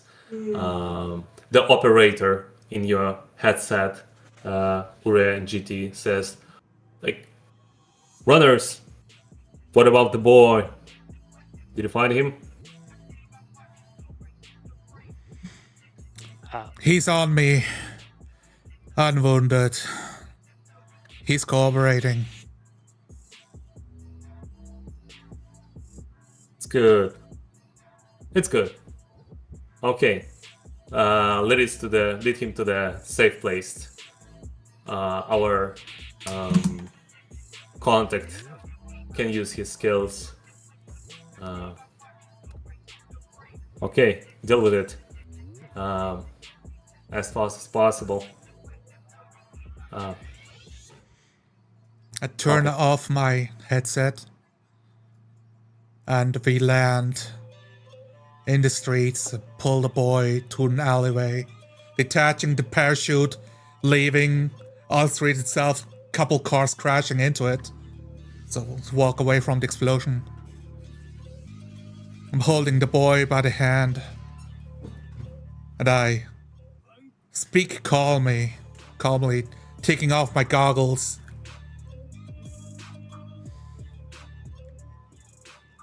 You don't deserve to live for what happened to Hong Kong.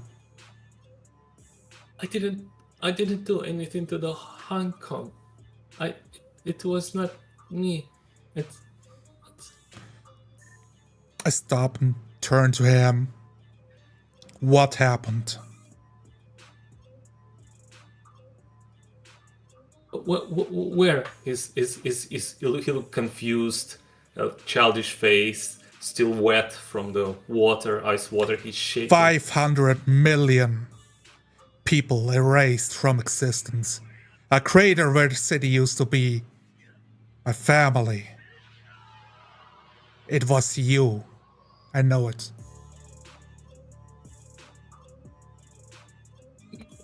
My name is Yuta. Yuta. I don't remember anything about any city. I remember only this, and he points towards the skyscraper where you came from. I don't know. Maybe I thought I just slept it. I dreamt it. Maybe. Where are we? And he looks around, totally lost.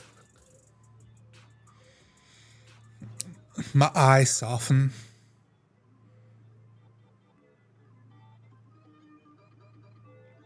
And I say, fuck.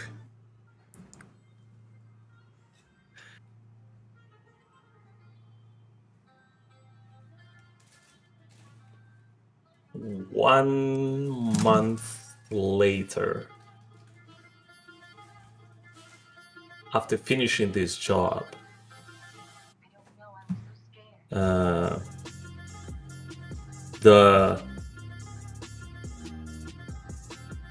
what was found out that Yuto, this boy, actually one of the few other boys that were treated in a specific way by Takamura genetics to induce like high potent psychic abilities, and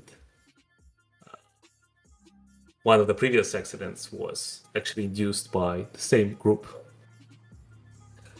and the person who ordered you to take the boy, he wants to understand how to, if possible, to induce same abilities. They delivered this boy to another laboratory to the tests there. What about you, Ure and GT? Ure?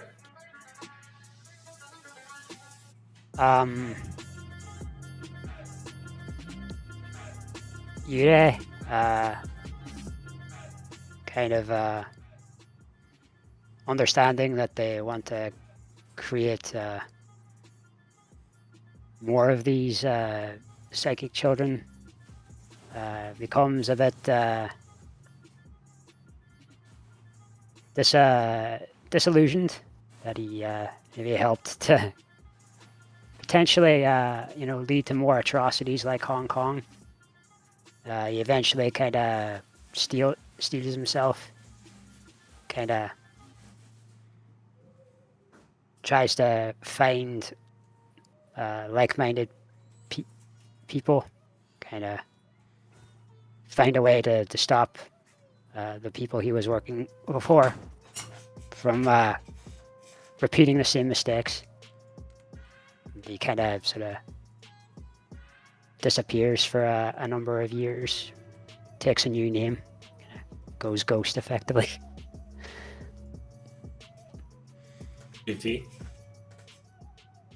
GT regrets not having taken the shot and killed the boy in the streets when he had the chance. He grows a heart and exits the life of running. Made enough money to start up a business and has an orphanage in the Sprawl, taking care of the children and teaching them little tricks, some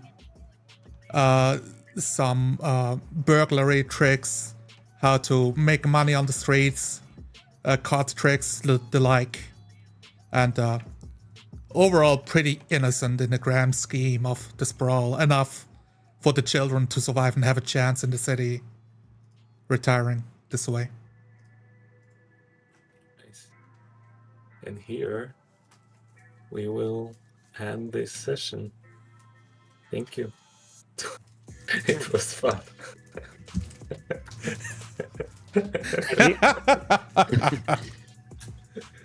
You almost killed him. It's just one roll, and you could just kill him there on spot. I wanted to make them pay. I didn't say who. Yes. I was like, oh no, okay. And I thought, let's the dice decide. So what will happen? Right? Okay, so small things about flashbacks, because I pretty much use flashbacks as co-creations for a couple of things: the parachute, the bullets for my gun to upgrade the gun. Yeah, and there was a third thing I forgot. The thing that you bought, like a special augmentation. I didn't understand what was it. Like you said, like a purchase something, and it's what. Oh, the chameleon for my armor. Yes. I purchased like a chameleon software. Yeah. Like a boutique. I don't know, a boutique tailor store that would allow you to like change the outfit on an instant.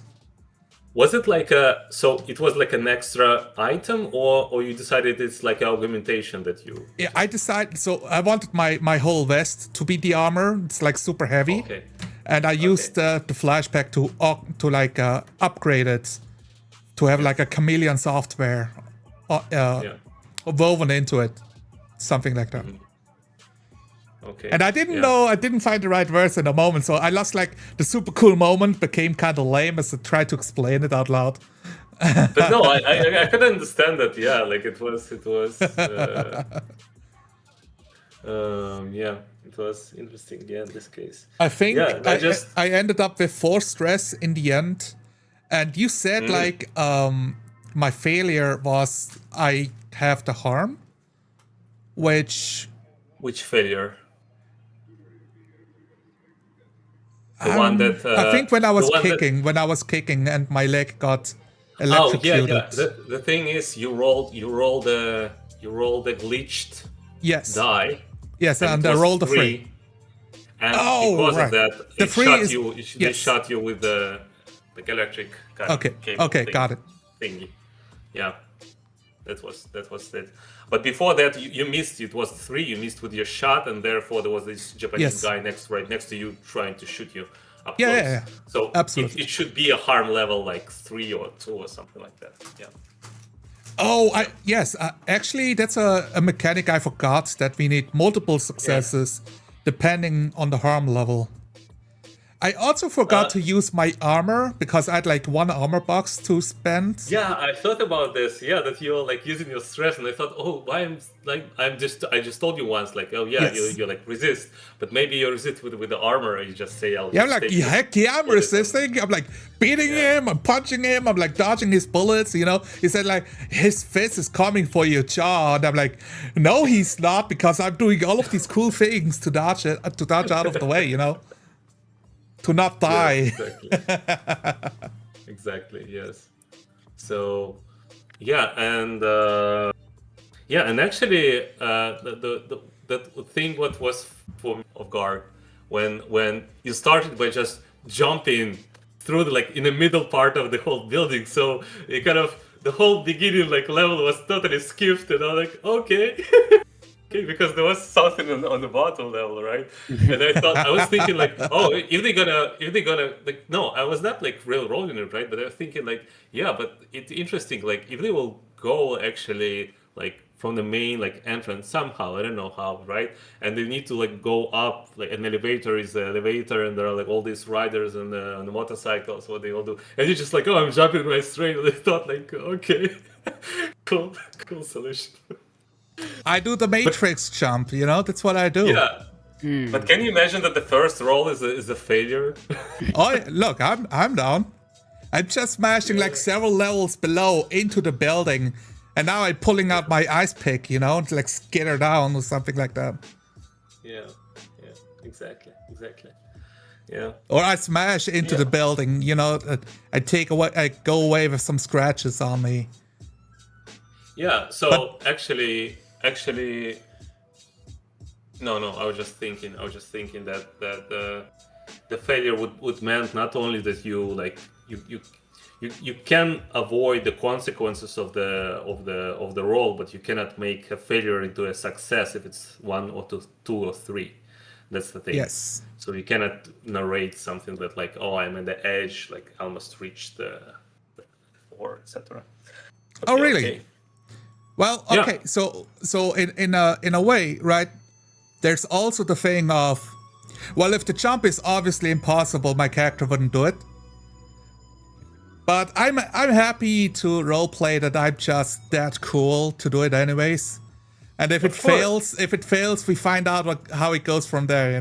If I'm in the hospital right afterward, or 6 feet under.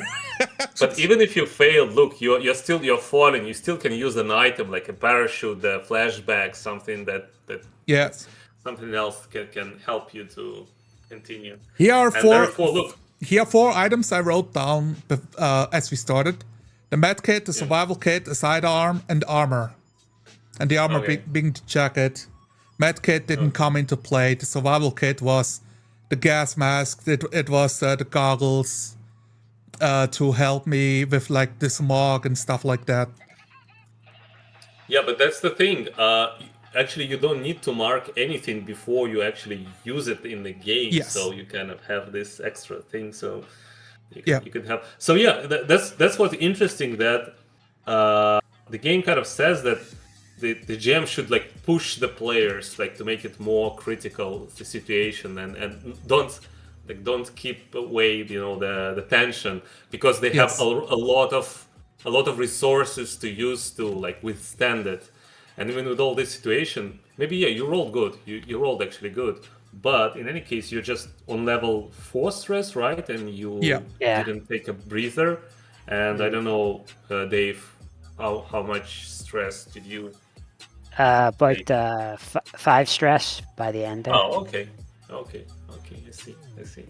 So, yeah, but besides that, I think you were like kind of lucky on the dice most of the time.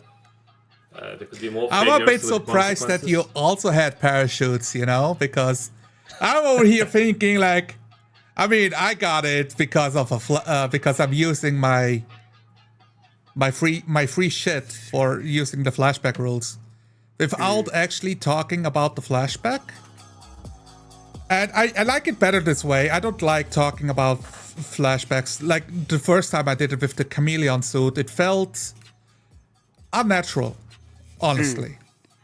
And I thought like if I stopped the scene to have a new scene about how we got the parachutes, that would be kind of weird, honestly. So I wanted to see you get out of it another way, or die. I wanted to see you die. Well, I don't know. Yeah, that's interesting. Of course, there could be other ways, because with all this stuff, it could be a smoke bomb, like a ninja bomb. Like he's saying something like "Oh, Kobayashi," and just you become the ghosts. You disappear. Yeah. Okay. Yeah, and we survived the Discord thing. It was weird because I had them good on my side, and you were all frozen. I'm thinking, like, no, my connection is good. What's the problem? We all can chat. And I saw you moving again, but you didn't hear me. So it like it connected halfway for some reason. Yeah, was weird. Discord said no route. It's like the information. I don't even know what it means. But I'm glad. So Elif Hunter asks, so do we have a verdict for CBR plus PNK in 4D? I don't know if we can make a verdict. How was it for you? How was it for you, Dave? What do you have to say? Was it confusing? It could get a bit confusing at times, but I wonder if that could just be attributed to not being this being my first time using the system. Mm-hmm. Even when you like go over everything beforehand, like we did in session 0, and even just before we started a session, might not always stick till you actually start, using the mechanics and stuff like that there. So yeah, that was a bit of an issue. Yeah. Okay. I want to hear. I want to hear even more from Dave, because I feel like you were really holding back on us here. I did. That is like a bit of a thing of mine that I'm still working on. It is a bit hard to sort of take the initiative, even in non 4D. Okay. Games that can I tend to be like the quiet one who holds back. And I see. Let me take a guess. I just played one game 1-on-1 with one player, and he some kind of this a little bit something like that, and I asked him like what's the thing, and he told me that he actually came from the play by post, like text games type. Is that also so? Like, did you play before the play by post? No. I have very little experience with play by posts. Okay. Okay. In any case, there was a thing. Go ahead. Yeah. Please. Oh, okay. Well, I'll remember. Right. I was thinking that for Dave, that you were thinking about what to do instead of doing, and I wasn't sure if I was making you uncomfortable, or if this is like, if you have to work with this in all sessions. But the way it sounds, it's that's just a thing you have to like learn how to deal with. Yeah. Like I think don't know if I remember ever saying this out loud. Like one of the sort of first sessions I remember seeing that made me really interested in this 4D stuff was kind of like a sort of Vampire the Masquerade D100 session that I think Space Roadie, Crispy, and Kingmaker, and Phil the Thrill did, and so the way they kind of bounce around, taking turns and kind of riffing off one another, like it was very natural and smooth, and I was very interested in that. And I've kind of come to realize that as I've been doing these 4D sessions, that's a muscle that I haven't really developed. It clearly still needs developing.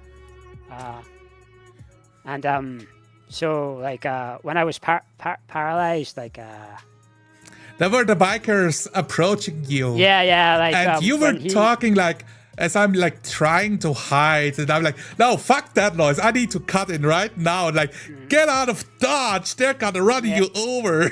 Yeah. So like naturally kind of taking what Klaus said, and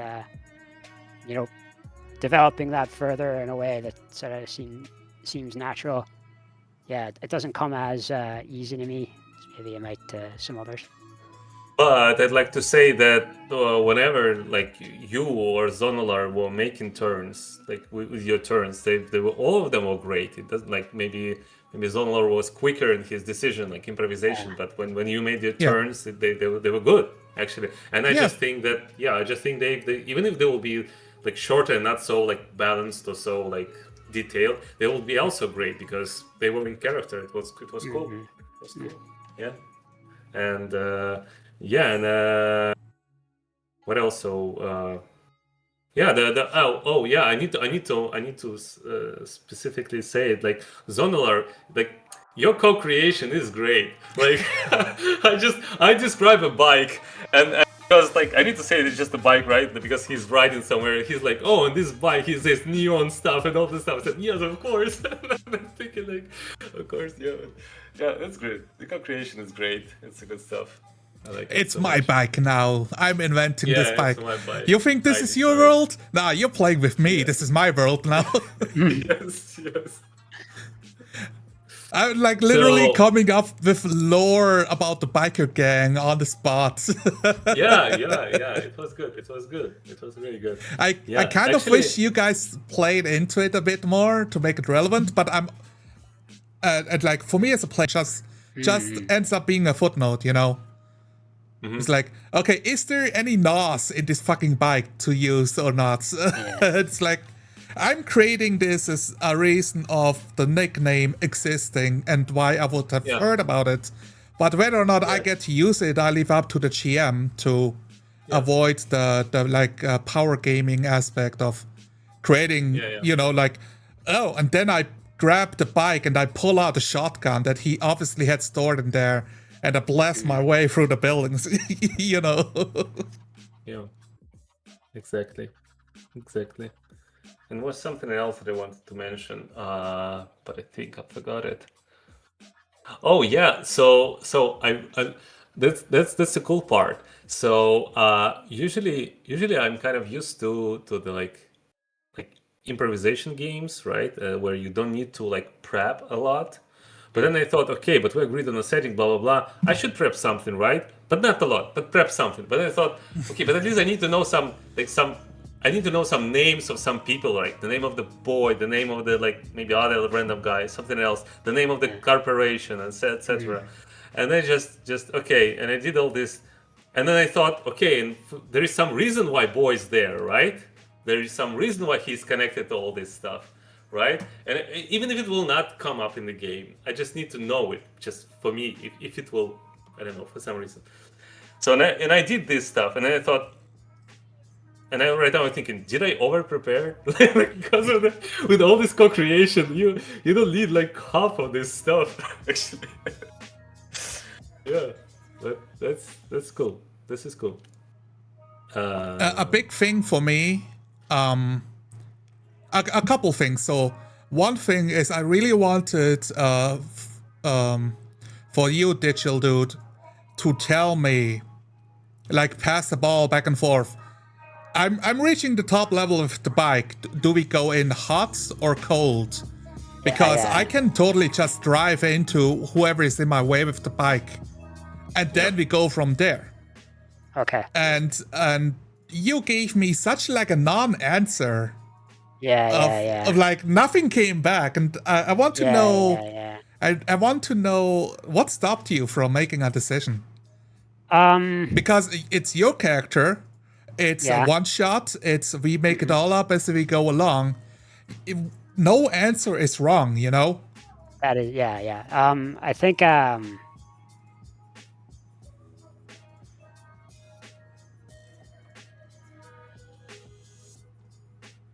what's the best way to describe this?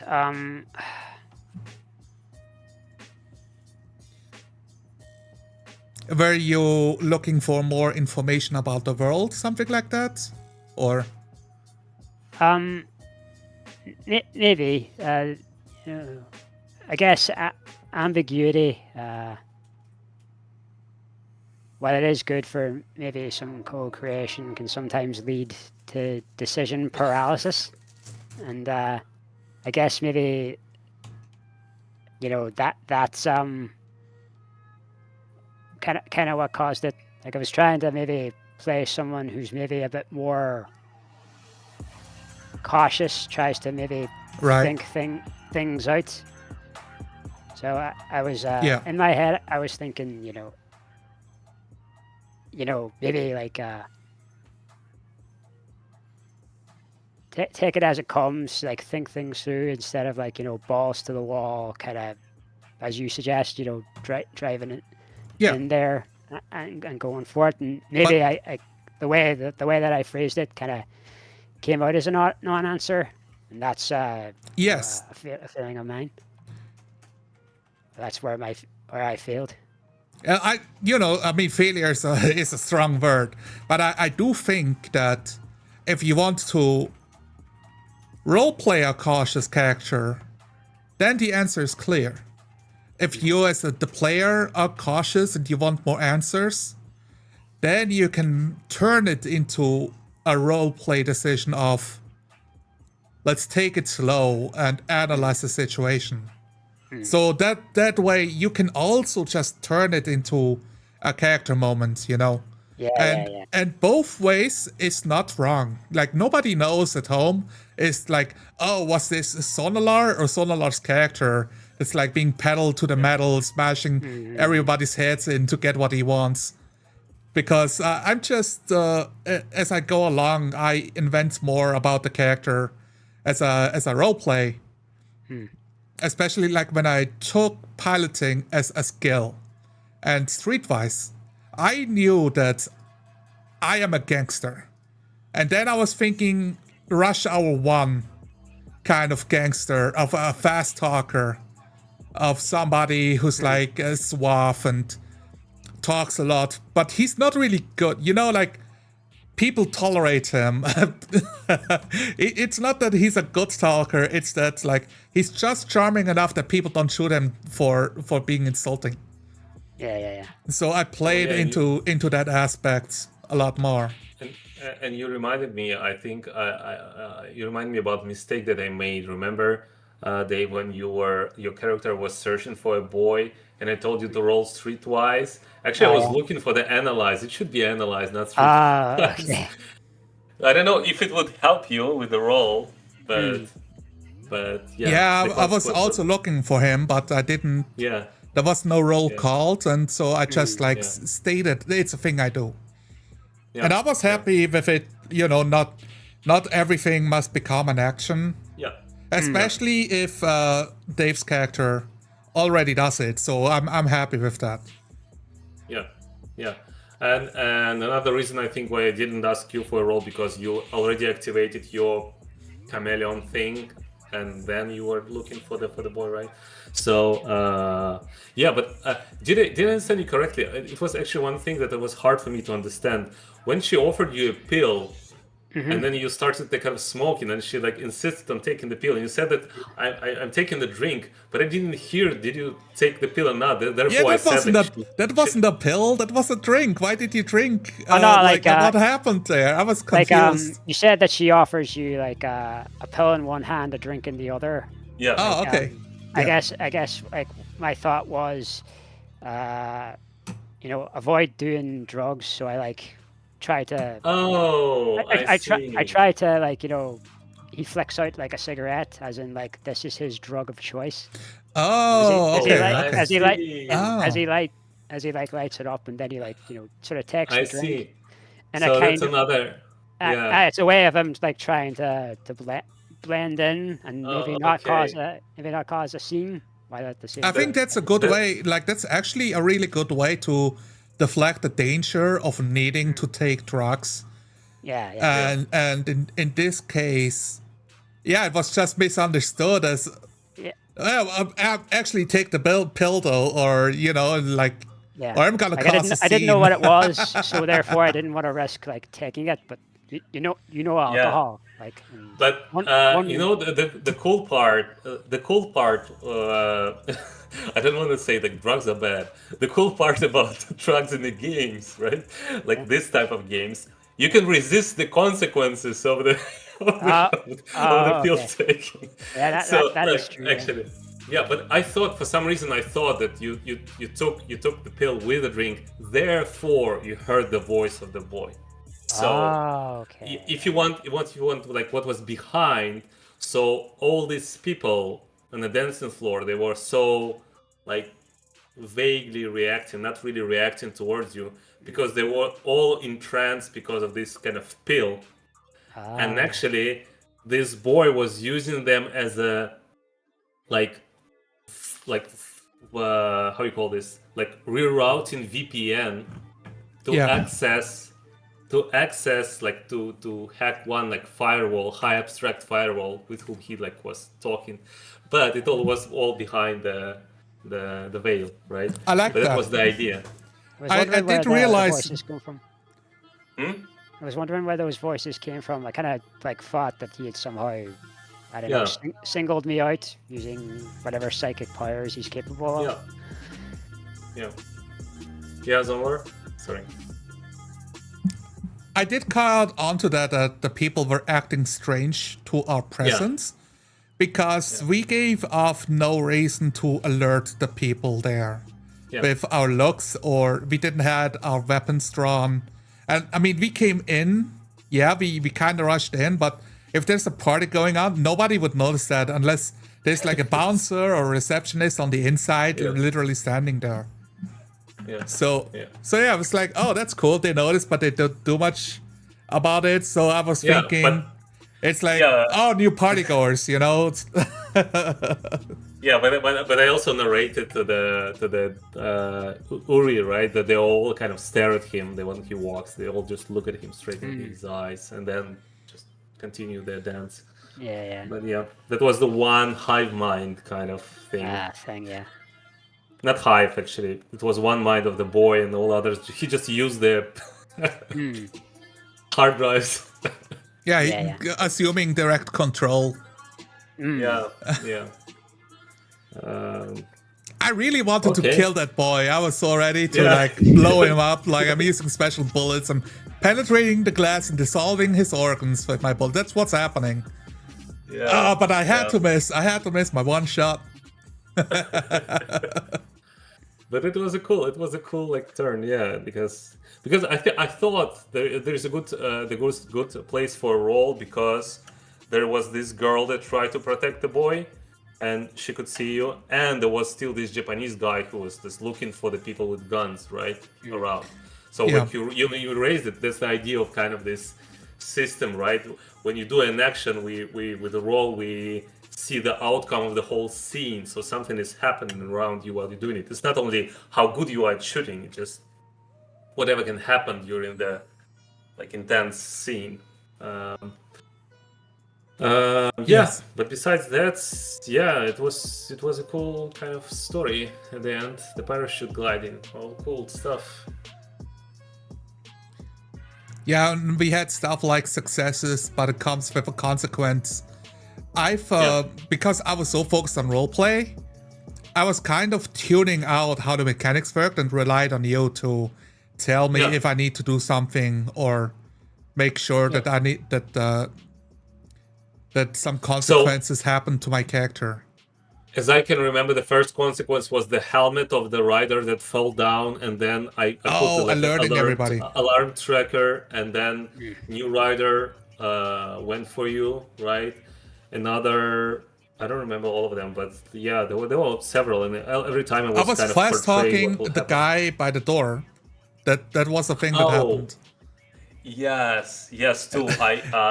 And then he got the think you call, failed. and I was trying to fucking distract him from his call. Yes. It's like, And then there was and then there was a failure, so he actually, you should accept one harm, right? But instead of telling you, like this game, suppose like you get one harm, he broke your teeth.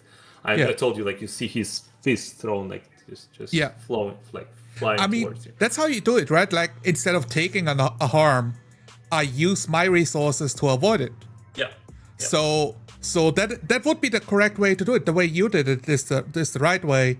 If you just describe like the punch making contact, then I cannot use my armor to absorb it, and I cannot use my like spending stress to try to avoid contact. Yeah. So I think that actually worked out pretty well.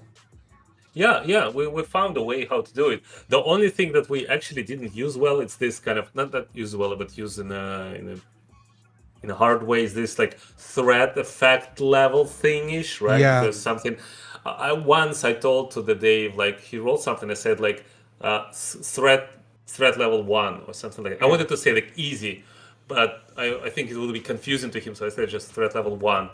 I think he was doing something with the lock, I think. It was Yes. hacking the lock. Threat level 1. I and I wanted think to it's kind of I think the easy way around is saying difficulty 1, 2, or 3. Because the only way difficulty is asserted is do you succeed and how often do you succeed. And that would be like the easy way around it. But there are two difficulties here. One, it's concerned the effect of your action, how effective it will be, and another one, the danger of consequences. So therefore, I said threat level. Right? Okay. I could say high effect. Like for example, he would say like I take a HE grenade, right, and just throw it there. I would say like high effect. Right. It means that we can kill all of them in one shot on 6, for example. Oh, But you're it correct. was too much. Yeah. I think it would be too much if I would just throw effects and threats while you were trying to grasp how the system works. So I decided not to. Well, it's a one-shot system. It better be understood in a one shot. Yeah. And if it's not, then it's the system is too complicated. Yes. And that's the thing. Like most tables, they just talk about it at the table, which allows for the one shot to be like slightly more complicated, or like if you want to be good-natured about it, more nuanced, right? Like, oh, this one-shot system has a bit more nuance that you get to play around with. But when you focus on roleplay, you don't have room for roles. You're here to roleplay. Yeah, and especially in this system where I do not do roles. I can really be focused on the consequences and outcome and the threat level and all this stuff, and just right. Like, yeah. Okay. I think I think we can call it a successful like band of this forged system that is forsaken by some people into the 4D level. Maybe it's not the best for 4D like other systems right out there, but it's manageable. There's a couple things I think we should talk about. I mean, one of them is just for me. I really enjoyed using the fucking green towel as a fucking gimmick during the fights, and the goggles. Okay, that's I'm happy with that. It's made the fight with the guard at the door enjoyable. I've used smarts instead of aggressiveness, which was my detriment, but I thought it would be more cohesive with how I want to roleplay the scene. So game, and I think many players that play role-playing games, they see this and they would never even think about this as an option of like, wait, why would you like cut yourself short to roleplay in a different way? It's what my character would do, okay? Because because doing what my character would do doesn't mean it's always the best option. It means it's what comes naturally. And I just wanted to add, that's the reason why the game have this system when the person wants to roll only aggressive approach, right? And then the system tells you, oh, now your aggressive is glitched. Or it says, I'm aggressively punching him, right? And the GM says, okay, your threat level is high. Like, he's really tough guy. The aggressive approach is not really effective, right? You have a lower effect. And the person says, oh no, I want to like punch him and just kick him out with one punch. Oh, in this case, you can try another approach, right? And all this negotiation at the table before the roll. That's usually how it goes, right? Yeah. Right, yeah, totally. The bargaining with the game master. Yeah. And the other thing was about, since this, tell us a bit more about this game being like Blades in the Dark style game, powered by the apocalypse. So you said it's like deviating from that. In what way is it different? And the ways that are like similar, did we use them at all, or did they get in the way during the game? So first of all, when people say that this game is powered by the apocalypse, it's not precisely correct, because it's the engine that it uses. It's called Forged in the Dark, and it's kind of post PBTA. It's like post powered by the apocalypse. Okay. And classically speaking, all the powered by the Apocalypse games, you as the players have moves, and these moves are narrative triggers, like something, the help appears from nowhere, or something else happens, or something else happens. So you roll the dice. For example, you rolled 6, right? The highest your number, for example. Yeah. And then you can choose 3 triggers that will happen in the narrative scene. That helps from somewhere, unexpected. You get some kind of, I don't know, advantage, and you're not noticed by something or something like that. So there are a lot of narrative triggers. Here it's a little bit more crunchy in a way that just you have success with the consequences, and the failure with the consequences. Yeah. There are no narrative moves that your character can use, as a director cuts, right? The director just decides, Yeah. oh, and now something else appears in the scene. You cannot do it as a player, except if it's a flashback, right? But again, you need to roll good, you need to roll 6 for this, and mark some stress in the past to make it happen, even if you want to make such like directors kind of flashbacks that we didn't use here at all. So therefore, but it's so that's the Force in the Dark thing. But even in the original Blades in the Dark, there are some kind of special traits of the characters that are still kind of have these PBTA-like moves, triggers, kind of these tags that you use, like something narrative happens because you have this trait. Once in a session you can do it without no rolls. But here, specifically in CBR plus PNK, they removed all these moves, so it became even less PBTA-ish. The only thing that is still here that is kind of trouble for 4Ding in a full sense is this negotiation on the threat level and effectiveness, or the position and the outcome of the roll. Right. That is usually like concerned to be like the system says, yeah, you need to discuss it with your players before the roll, explain them the outcome of each approach that they will choose. But That's just, I don't understand why that needs to be a rule in the book. Because how is not like, what is the drawback of not negotiating with the players? Let's approach it from there. The drawback. If you build this, go ahead. Yeah, sorry, continue. Well, I want to frame it like this. What would be the drawback of not negotiating with the players? Well, what if the players are unhappy with the consequences? Then why are you playing a game where failure is a consequence? Just play the game where everybody wins all the time. You know what? And there is a cool solution towards it. Some people looked at the Forged in the Dark system, and then they thought, wow, that's a cool kind of system. Success with the consequences, failure with the consequences. But I don't want to mess up with all this threat level and effect level thing. So they made their engines keeping the main mechanic, but removing all this ambiguity and discussion between the positions. For example, the one system that I know is a Grimwild. It's kind of D&D-ish type with all the same classes, but it used the same mechanic as this one without all the type of positions. So you just have the pool of dice and you roll and you choose the highest dice and then you continue. And it's much smoother, and you just cannot resist the consequences. But that's it. But it's a grim game, grim fantasy, and you can play it, right? So yeah, that's cool. Yep. Dave, thoughts. Share all of them.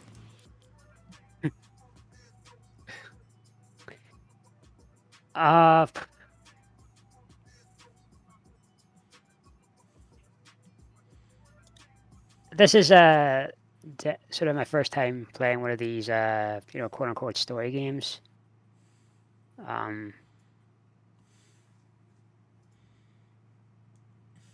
So I'm not quite sure how to, judge them from others. Was there anything that stood out to you that was distinctly different in this game than in your other games when you roleplay?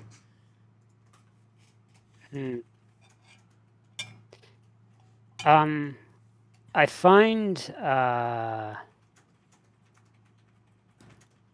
the ambiguity of things like flashbacks and your items gear, kind of just bringing them in as necessary, and with the other augmentations bringing them in as necessary, but they having a consequence of something a little like difficult to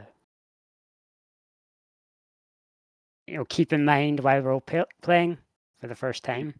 Maybe with some experience, like that will probably change, but for this first run of it, I find it difficult to kind of keep in mind while role playing. Was there Yeah. And I agree with you there, Dave. I've had the same feeling of, while we are role-playing, I am not thinking about my actions, which they are what push, assist, setup, lead group, protect, flashback. Yeah. I ignored all of them. For me, it's like I do the thing, and the game master tells me if there are any effects I need to worry about, because I'm not. I'm not. I'm just not gonna, because I like how, and maybe I should, right? But it's also a one-shot system, so Yeah. we did the session exactly. 0, and I took the notes and I showed up for the game. That's all I enough. can. That's That's all enough. I can give you. I really enjoy. We just yeah, sorry. No, go ahead. Finish your thought. No, I just wanted to, but I interrupt you. But I just want to say, like, we just don't need to sound like these people who play D&D, and every time we met a new system, like something different, like how to play the stats. What's the point of checking the initiative this way if you can do it like this way? because obviously there's just not, because maybe I come from I had some experience with this specific Forged in the Dark thing. Even Blades in the Dark has this stress mechanic. So when you play like several of these maybe one shots, right, or several games, then you think like, oh yeah, when I roll I can always add the dice, right, add the dice to my roll because I push myself for the stress, or I can assist him, like he's shooting him, I'm helping him to aim. I just say and give him a die, but write the dice. So yes, it's all details. Yeah, it's all details and just experience. And the great way of like most of the special actions can be done in character. The push of spending stress or glitching out, but it gives you an extra roll, or a die roll for what you want to do, or you get to act even though you're out, even though if you're like semi-conscious or like out of breath. That's really cool, and I don't need to think about the rules too hard. I just think about, oh, I really want to push myself through this, so let's take the stress, or let's glitch out my aggressiveness as I go for the haymaker punch that takes out the enemy, but now my aggressiveness is glitched, And I find those mechanics pretty intuitive and good. For the flashback ones, and for the audience, I will say this is what the book says. Declare to have taken action in the past to impact the current situation, as long as you don't undo something already established. The action is handled just like any other and like may call for a roll. Well, it's always calls for a roll, otherwise I assume. If danger or trouble are involved, also the GM sets a stress cost depending on the plausibility. So standard activities, 1 stress that likely occurs, and an elaborate plan involving unlikely factors, having a flashback ready for that, being 2 stress levels. I find the whole thing of like, declare an action, that's just a trading card game term. Don't declare things. You do them. Just do it. You just do it. Yeah. It's the meme, we have the green screen on. Just do it. Let your dreams come true. Maybe it's impossible to find a person who plays Forged in the Dark in the 4D because people in 4D don't want to play story games, and people who play in Forged in the Dark, they don't want to 4D, right? But if you imagine the person that can do it, and I think I can because I have experience in both.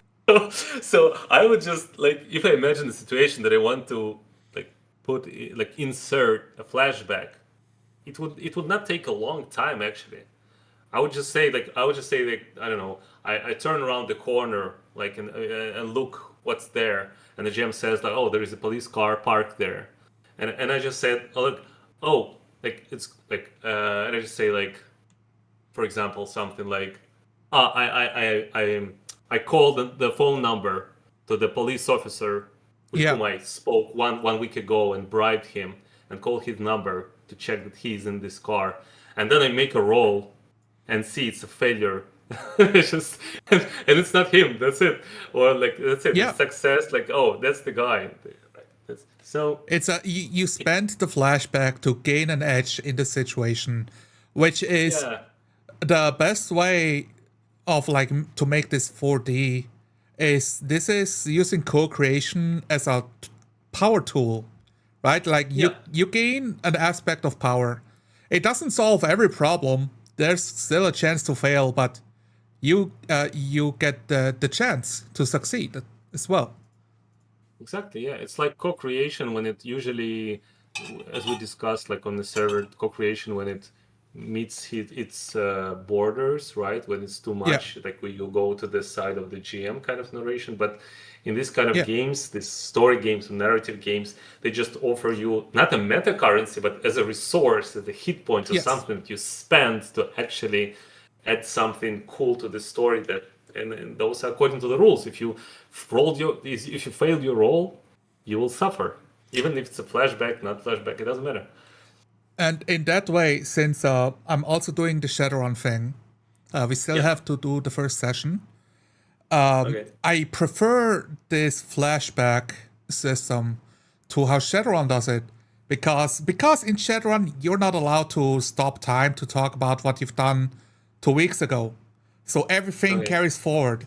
It does increase the stakes, but it also leads to overly cautious players that never want to Yeah. make a mistake. So they think about heard four about exits, this, yes. 4 exit plans, and you end up with those colossal sessions of you play for 8 hours, and 4 hours is literally the legwork.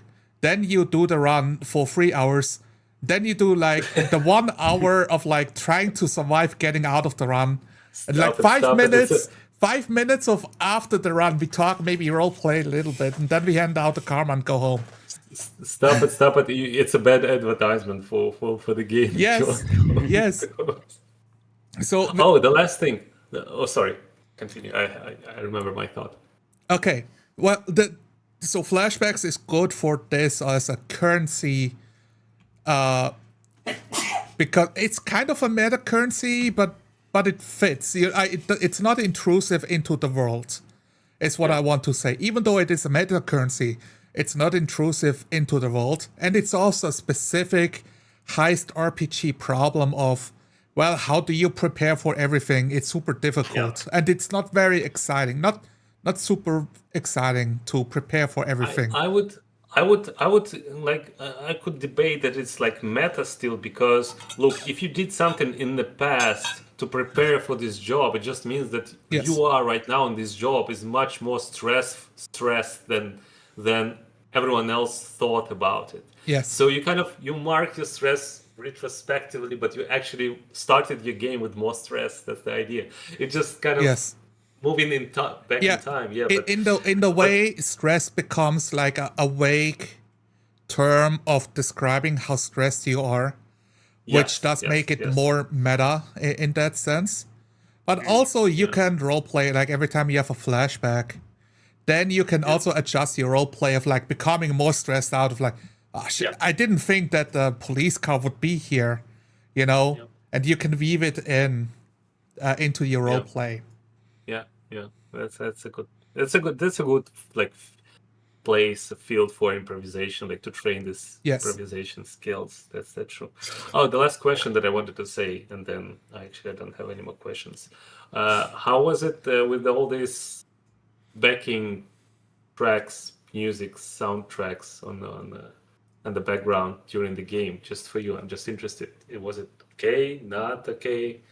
Was it meaningful only when you were in a like dance floor, or because I'm trying to decide for myself, like, do I want to struggle with it in the future with the games or not?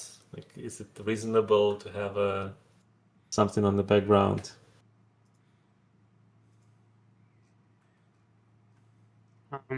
For me personally,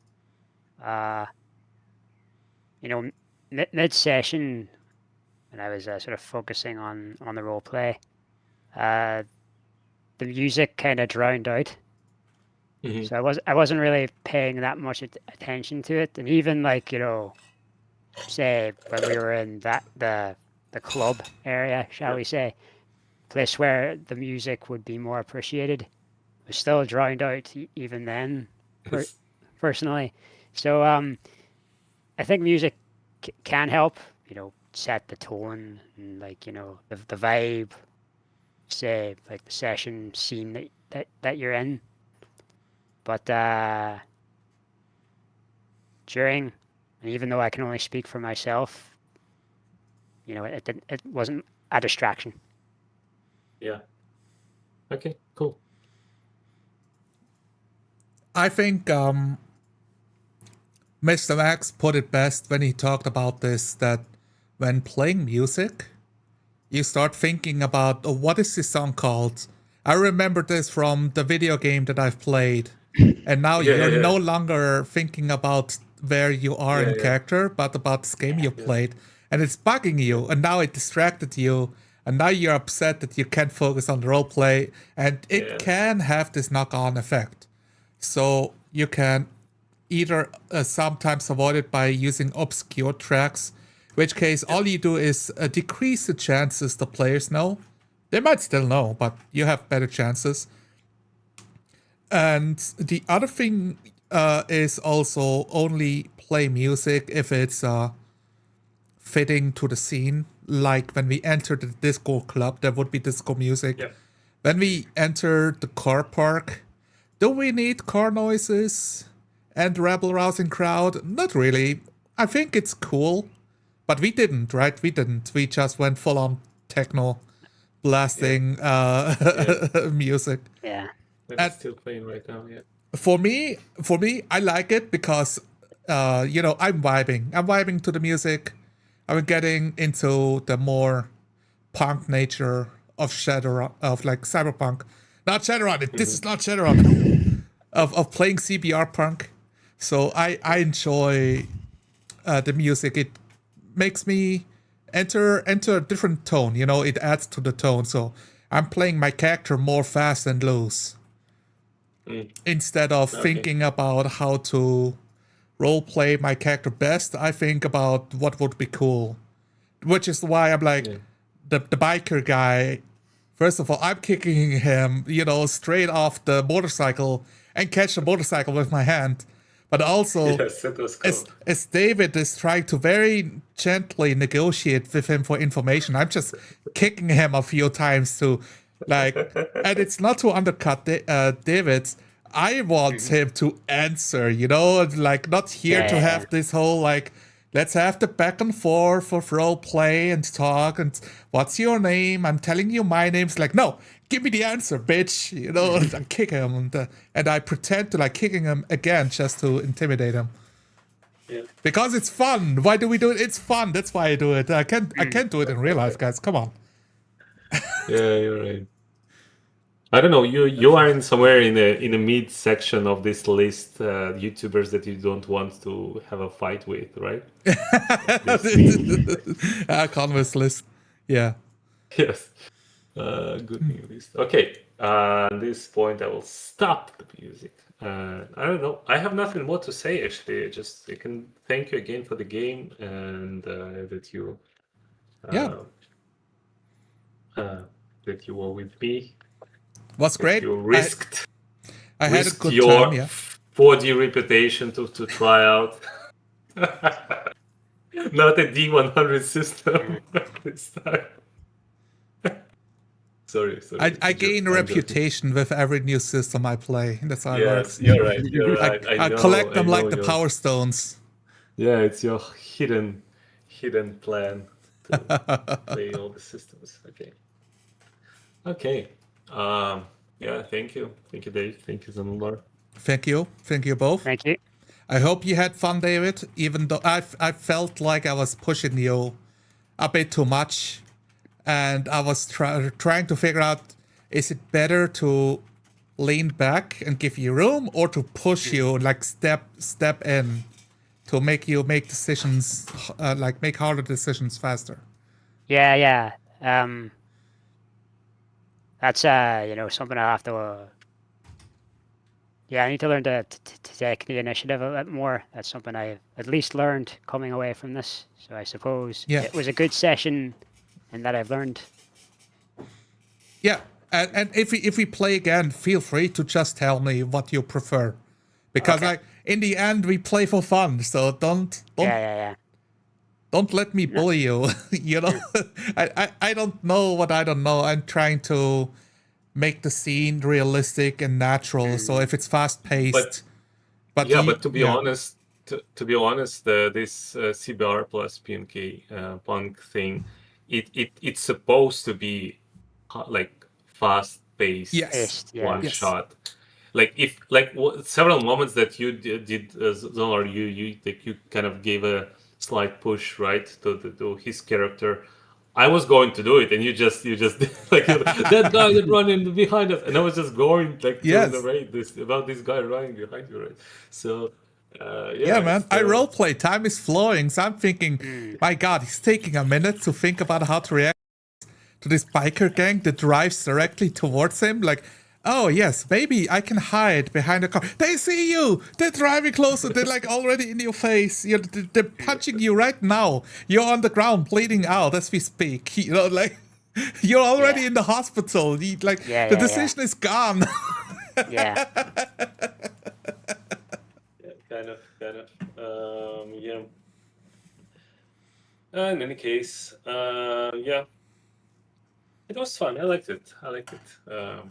All right. Do you recommend this Great game. as a game for role playing specifically? What again? Sorry, I missed the beginning. Oh, do you recommend this game as a role playing game?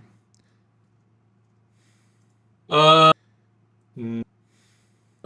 the beginning, like to start role playing in character, no, it will be too confusing. I would recommend like this. The simpler is the system, the better. Like to role play.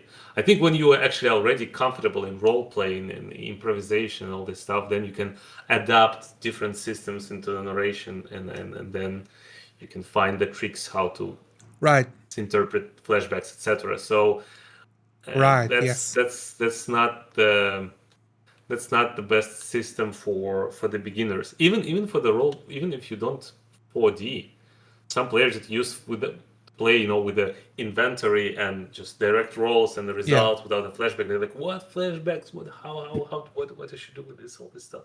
So it's not the easy system. But for those people who like